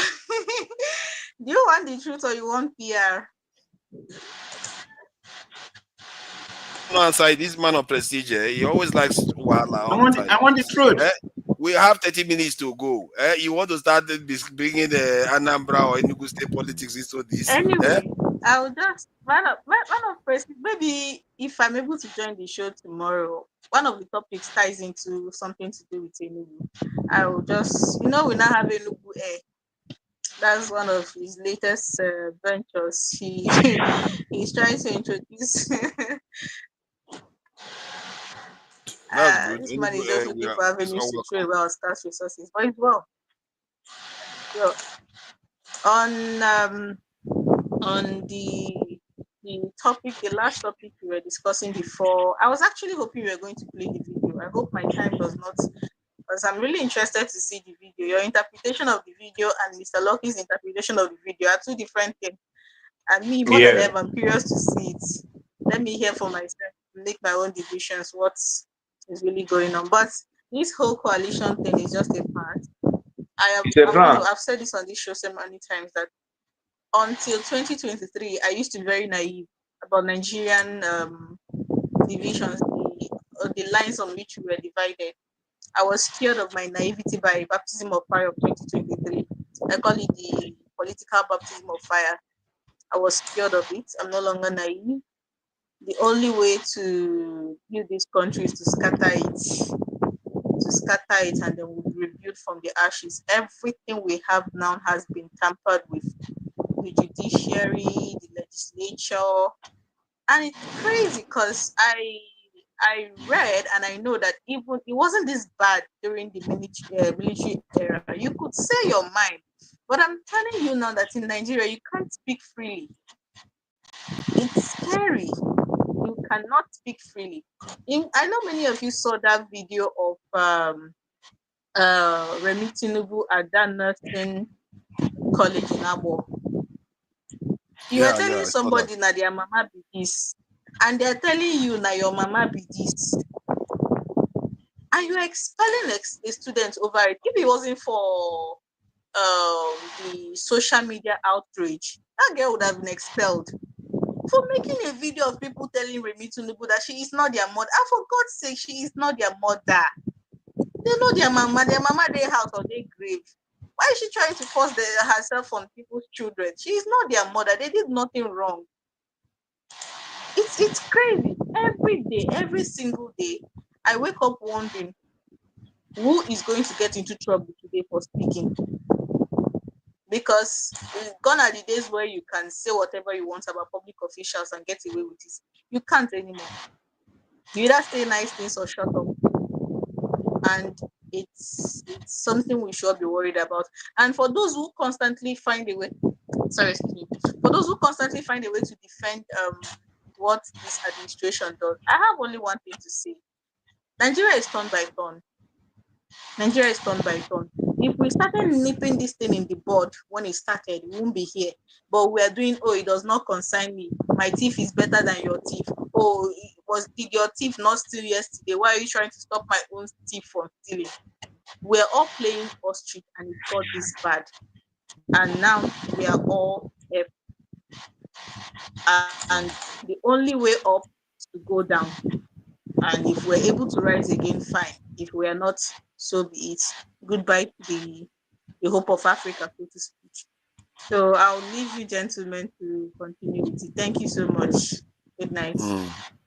Thank you for that. Thank you for that. I appreciate it. Since it looks like some people want to see this video, I will play it. I did play it before. People like Masca should have seen this video, and people that used to join me on my earlier shows. I've played this video before to show how to fight this. Let me just play it briefly so that we can have an idea of what is being spoken about. The state that have been taken away from us by this region. is going through the courts.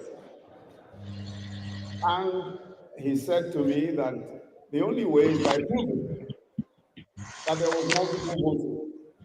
In other words, proving that a few people simply thumbprinted ballot papers, dumped the ballot papers into ballot boxes, and they were counted in favor of the opposition.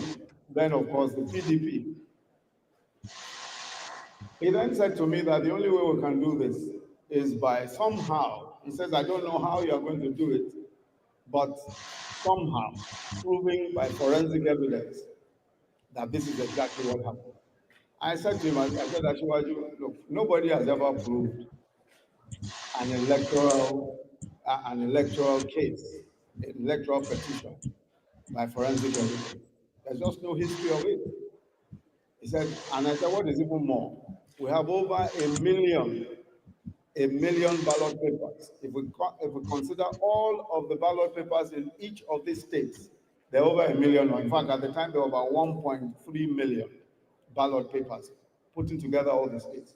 And how can we prove multiple voting? He said, you know, I mean, no, I've told you what my own view is. You just go and look for a way of sorting this out. So I went to the UK and met with possibly the most experienced fingerprint expert in the entire United Kingdom, a gentleman called Adrian Forty, introduced to me by some of the QCs who I'd worked with in the UK. And when I told Adrian Forty the enormity of the problem, he laughed and almost fell off his chair. He said, in all my own almost 50 years of experience as a fingerprint expert, I have not even done up to 4,000 fingerprints. You are now saying that I should come and do 1.3 million fingerprints. Come on, I mean, that's almost impossible. Anyway, so we parted that day, that was a Thursday. And then he called me back on a Monday and said, let's talk again about this crazy thing that you have suggested. And we sat and talked about it. And somehow designed a way. He said, of course, we used a bit of technology. But most importantly, we were able to get fingerprint experts. He said to me, he said, the only way is to get the number of fingerprint experts that have never been assembled before. I said, about how many? He said, a minimum of 50 fingerprint experts. In the end, we hired 63 fingerprint experts, 63. 50 of them were from the UK police. What was even more interesting about that was that even to get the UK police to support us, Ashwaju had to come all the way from Nigeria to come and talk to friends and people who he knew to try and persuade the authorities to let us use the UK police. In the end, they allowed us to, of course, in the spare time of those policemen. And we got an additional 10 policemen. Altogether, 63 policemen working flat out for almost 6 months. We were able to put together for the first time, definitely in the history of electoral petitions anywhere in the world, we were able to put together a solid forensic case that showed that all of the places where we were defeated, it was on account of multiple thumbprinting. And we also demonstrated that it was impossible for those who said they voted. For instance, we showed that if you cast 20,000 votes in a particular unit, when we calculated the time that it takes to cast one single vote, it's usually above 5 minutes. But we discovered that our friends in that other political party were able to cast their votes in 5 seconds because all they were doing was simply thumbprinting. They just simply take out a booklet and thumbprint as many as possible. So we were able to demonstrate all of that in court. Cut a long story short, one by one, we were able to get back the states that had been taken away from us.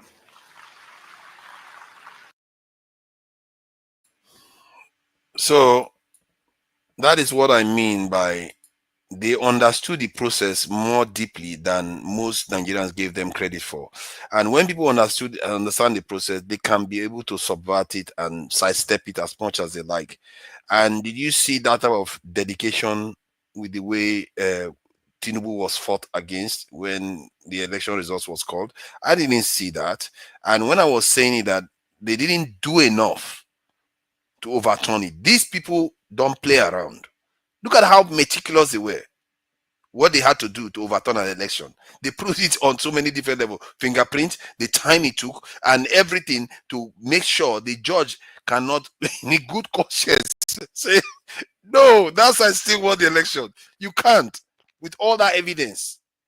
Because that judge, that thing is going to be on that judge's record. He cannot escape it by saying, no, it's technicalities. No, that is so clear. You have to make it incontrovertible. And I think they lost this election and they overturned it because of that level of work that had to be put in. That is crazy work that had to be put in to overturn an election. But I didn't see that from the point of view of the obedient this is against the government. They didn't even know. No. I have to be honest. They didn't even know why the mechanism failed to capture the IREV this in data, because it failed. The algorithm failed for the presidential election. But they don't know that. They just said it's Amazon Web Services. But it's not Amazon Web Services that actually failed. It's the algorithm within the software itself. But they didn't query it correctly. But that is that anyway. It's history now. Tunaja, let me ask something, because Maska is here right now. He's in Nigeria. The breaking news that came out yesterday about Wike, I just did a fact check right now. They say it's true that he has a partial, stroke because of alcohol. So he's in France right now. So I'm trying to ascertain the truth. Because I just did a fact check. I thought it was a rumor. So Wike is in France now? Yeah. I thought it was a rumor yesterday. There's things that come out from Nigeria. You can never say whether it's true or not. But I just did a fact check right now, with one of the engine sites that always give me a very reliable information. And they say that he has a partial, a partial stroke due to excessive alcohol, and it was actually diagnosed. But and it's in France right now. Yeah, that's I thought, the news has been circulating since yesterday, so I thought it was just. But that doesn't. No. You see. It's not being carried by any reputable. They're not going to carry it. I mean, but the search engine are not just going to come here because of social media. When we start carrying information without. And he has not responded. Wike, I'm not saying it may not be true, but knowing Wike, since yesterday, we would have come out and say something. Yeah, not necessarily. Until it is confirmed, it's not confirmed. Let's leave it at that. I hope you can't wish somebody to have stroke. I'm not going to wish him to have stroke, but his actions have not helped the Nigerian state in terms of Rivers State so far. So who is next? Him, I'm not wishing him, but I'm just trying to relay what my fact check. I'm trying to ascertain the fact. I was, Master in Nigeria, so I was just wondering what Master is hearing. All these Democrats. I really wish we are discussing democratic issues. No, we're not here for American politics. Man of prestige. You need to allow other people to speak. They are paid to make sure they muzzle the news that government don't want to come out. Somebody accuses me of that all the time in the chat. Chuk. He said I'm a hardened criminal that I've been trained. No, it's not about you forefathers, but the reality, man of prestige, is I have worked at a senior level in some organizations, and I know that almost every organization has on its retainership some sort of media people that if there are certain news you don't want to come out, I speak? Go ahead, Jide. Now, what for people? You're welcome. It's a shame, we don't do very long sessions anymore. If we were doing very long sessions, everybody will have your chance to. Yeah, that's why I actually want to speak now, because I know that. Please go ahead. Who hasn't spoken for a while? When Gide finish speaking, can I get at least 2 minutes before you round up? Yeah. I think try to keep it below 3 minutes. Can I say something? Why have I not we're going to do 3 minutes. 3 minutes. After you speak, then man of prestige. Then we go back to Masca hasn't spoken. Masca, then Jonaba. Please go ahead, Jide. See, this is the truth. This is the truth. In Nigeria, so the thing is, Nigeria as a country, Nigeria as a state, under this system, this electoral system, political system, Nigeria will never develop. That is the truth. This is not conspiracy theory. This is a fact. I have only 3 minutes, so I will just go straight to the point. With this, with even what everything is said, is just showing these are the constraints. You see, I'm gonna go more geopolitical into why this so-called bourgeois democracy, this demo stupidity that they gave us that we should adopt, is not going to work. In the 1990s, maybe a lot of us don't know about it. The United States and a lot of these Western countries, they reached the consensus that for Africa to actually develop, to make progress and develop, to meet the MDG goals, they call it the Millennial Developmental Goals at that time. Now it's not SDG they are following. That we need to follow the path of democracy, not dictatorship. Because a lot of African countries in the 80s and the 70s were under military dictatorship. So they said, okay, now African countries, they need to move towards liberal democracy like America. That's the only way that we'll be able to move forward. That was why under Abacha was not very popular, even though it was a puppet, it was still not very popular with the West. And I don't want to digress. I have just 3 minutes. This multi-party system has been in place and imposed by these Western powers, and it is what we are using now. And it has no African country that adopts this system has made any social developmental progress. I want anyone on this chat, on this platform, to tell me which African country with this multi-party system that has developed or has made any progress. Is it Botswana? Is it Libya? It's not a multi-party system. Senegal is not making a lot of progress. They have a high level of poverty. Senegal is not a good example. No, they're not making a lot of progress. Sir, the salary of Senegal is almost 1 million. Sorry, what? Almost 1 million now. The what? Salary of Senegalese is almost 1 million naira. You have 1 minute. Yeah. So, I mean, that's not an example. Talika is not an example. The point I'm making is that maybe you can make an example for. I was even thinking you're going to talk about Botswana. Botswana is actually a prime example. Botswana does not adopt a multi-party system. It's a single-party system. But I don't want to go too much. So the point I'm making is that we can talk about Peter Obi or these people. Nothing is going to change until there's a radical, complete political change in Nigeria that suits the Nigerian state, the Nigerian environment itself, the Nigerian environment as an African environment. I don't have a lot of time to expatiate. I'll just stop there. Thank you for that. You guys are trying to force me to do a mini after session, and in other some shows they call it overtime. But let's see who is next.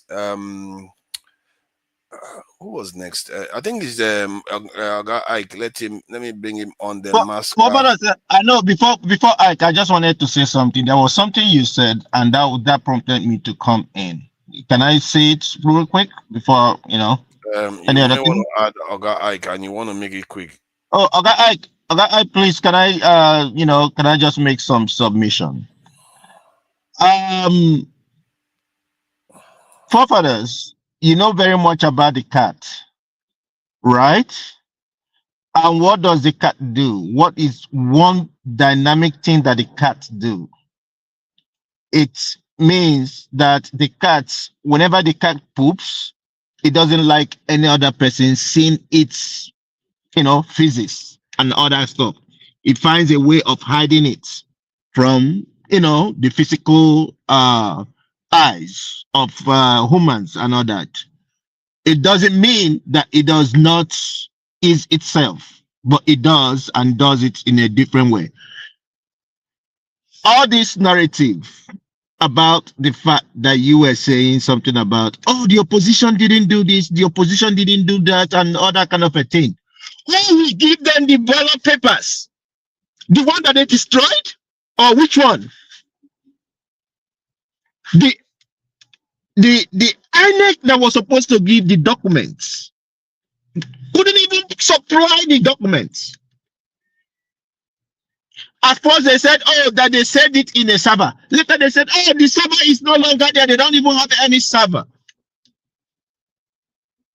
And you want to tell me that you don't know that it's a systemic, kind of like a systematic way, a strategy, because they knew people were gonna challenge them. They came up with all those things.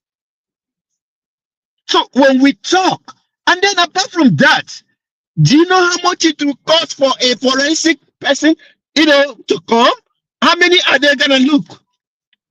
And do you think that the judges were ready to look at any forensic? They were not ready. As a matter of fact, you see them there sitting down there, they were just like looking at the time.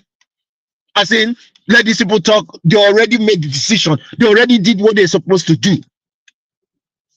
Tinubu or Kiknubu or whatever you call him got INEC and got the judiciary through whatever, allegedly. So all those things, let's put all those things into consideration and think about it. Opposition in Nigeria right now is not cheap. Tell me, who's gonna bring out his money and do all that kind of a thing?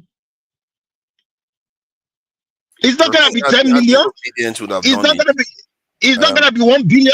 Look at the little one Obi did. Almost, he brought out almost 800. Okay, they spent about 1 billion or plus. I hear what you are saying, but they did it. They were able to pull it off. If they were able to pull some, but for you to actually do these things, you know how many billions running into trillions that you bring it out, you bring out for those things to happen. See, one of the reasons why it may not have made much of a difference is because if you look at Port Harcourt was rigged, and it was obvious. But they were able to find that was rigged. The reason why you cannot find the others. Let me finish what I'm saying. The reason why you cannot find. You didn't allow me to finish my thoughts. I'm just responding to briefly because we have to go back to Ike. Otherwise, we are going to be stuck here. The reason why they were able to find it in the Port Harcourt one or on the River State one, but they cannot find it in the other ones, is because at the core of it, the party members, the party officials that are supposed to represent the parties, betrayed their parties because of money. That is what we don't seem to understand. If they didn't do that, no, you can't rig. Because they have procedures that they can take pictures of what is happening right there and then in real time. And then also remember, let me use P2B for instance. The forces against him were much. He was fighting against PDP and was fighting against APC, because in some PDP states, the governors in Delta State, somewhere Agbo or whatever it is, they were selling the papers in the bushes. In those states, Obaseki went, even kicked boxes and all that kind of a thing. So in all those things, and then somewhere in Bonu, we saw people at the INEC, even thumb printing, and then some people going to some other places and destroying some boxes and all that. In a nutshell, what I'm trying to say in essence is, this is a pure state capture. They didn't start it today. They started planning it. The only thing I don't know is if Buhari was aware that he was just a pawn. They only used him as a pawn. And that's why they even made sure they allow him to come second time. Yeah, second time. Because if you think about those two elections that Buhari won, he never won them. It was all rigged. And then the person talking, the election that he was talking about that he brought the forensic was his governorship. It was his governorship that he was talking about. And that was between him and Bode George and all that. Bode George being the fact that Bode George was VP, whatever, chairman, vice chairman, whatever, PDP, and then taking care of Lagos. That's just that. Okay, Let him bring that money. Let him bring that money and come and do it nationally. Would he be able to do it nationally to bring those forensic people to come and do it national? Wow, please. Yeah, they had the money. Forefathers, I think you should let's let the matter rest. We are not going to prove anything. Yeah, that's true. That's true. I think I'm going to have an extra session, even if it's 30 minutes to 1 hour long, to conclude the conversation. Because there's a drift. We've not even talked about that of Trump, this insecurity breaches and a few other things. And this stream has to end in 3 hours for us to keep to our commitments, and then we'll transition to the next one and wrap up the conversation there. At least that way, Gide is not going to be rushed. John Abba will be able to speak, and other contributors can be able to add to the conversations. And obviously, Chuk, you can follow me and keep calling me a well-trained, hardened criminal. So it's all good. All right. Let's. Who's next, please? Okay, please go ahead. Yeah. All right, guys. I will see you guys later. Have a great night. Bye.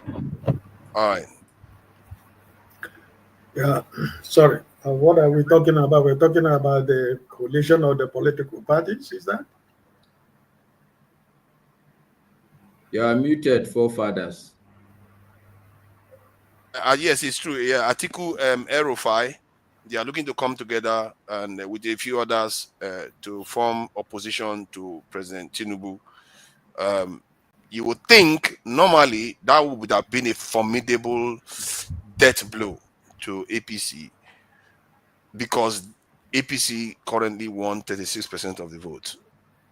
But somehow the opposition is the worst we've ever seen in Nigeria. It's unbelievable. It's remarkable that a party can win 36% of the vote and they are governing as if they won 100%.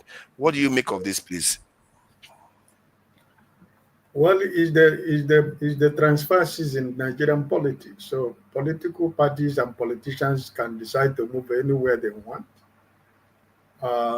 Time is coming when we're supposed to position ourselves to know actually what their programs and what their plans are. But in the name of the coalition, I just want to say that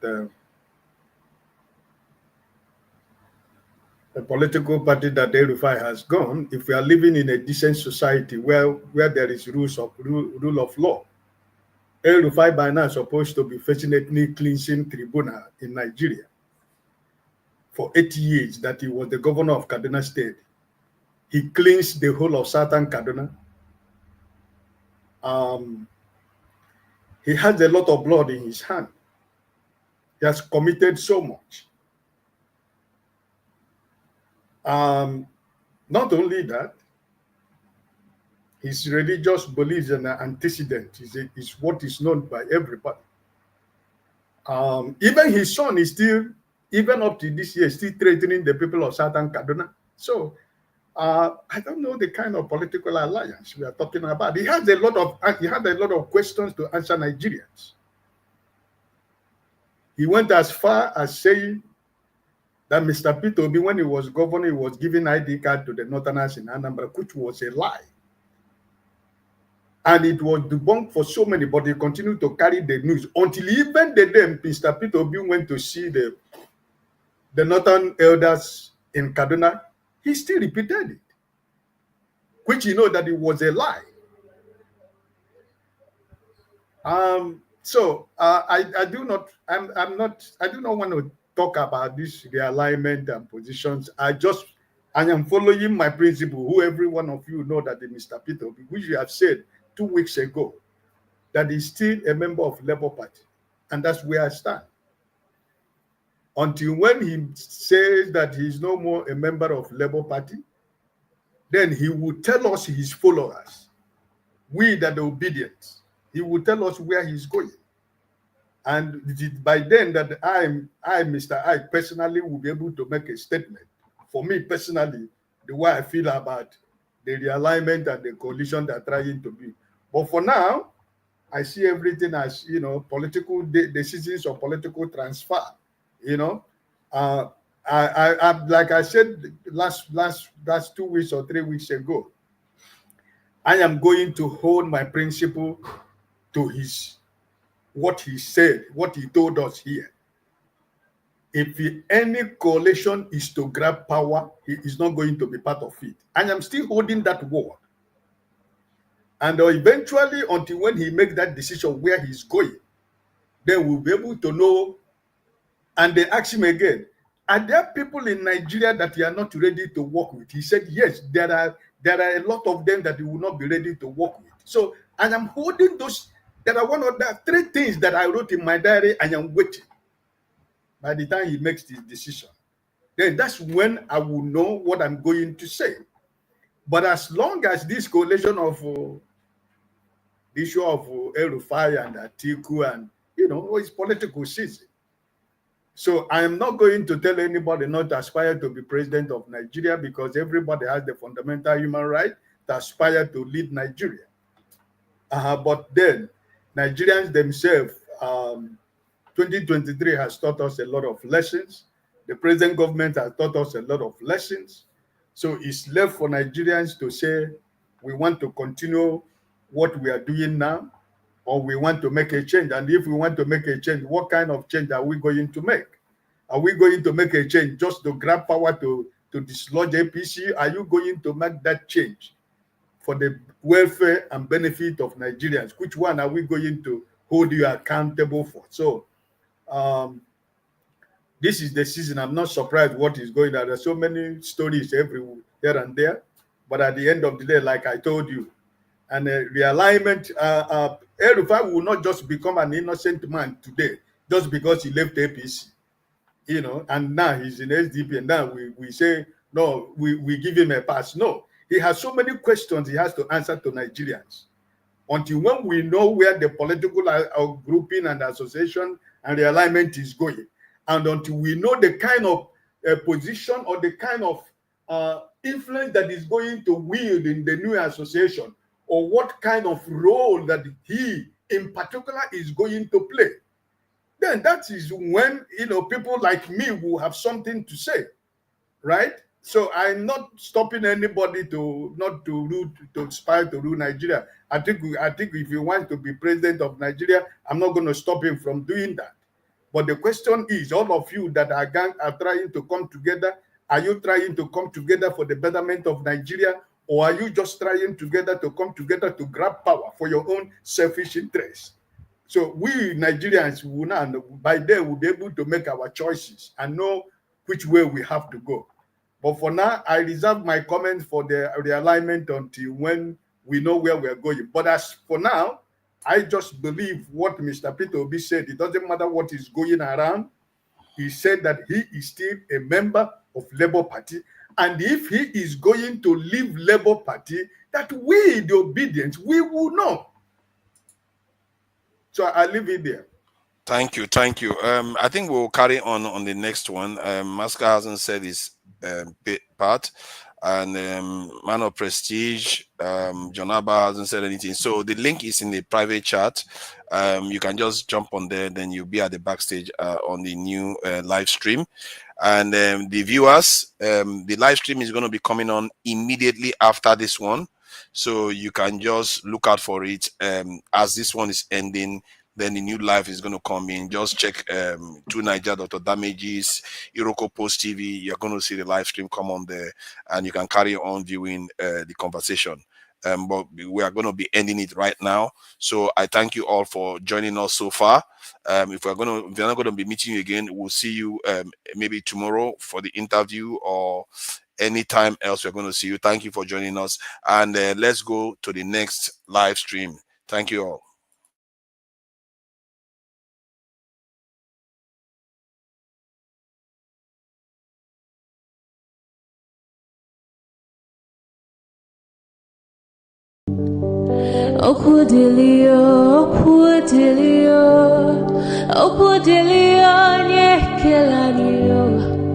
Olisa malugo mkoyene menenua Okudilio, nyekela malugo yo be at your child.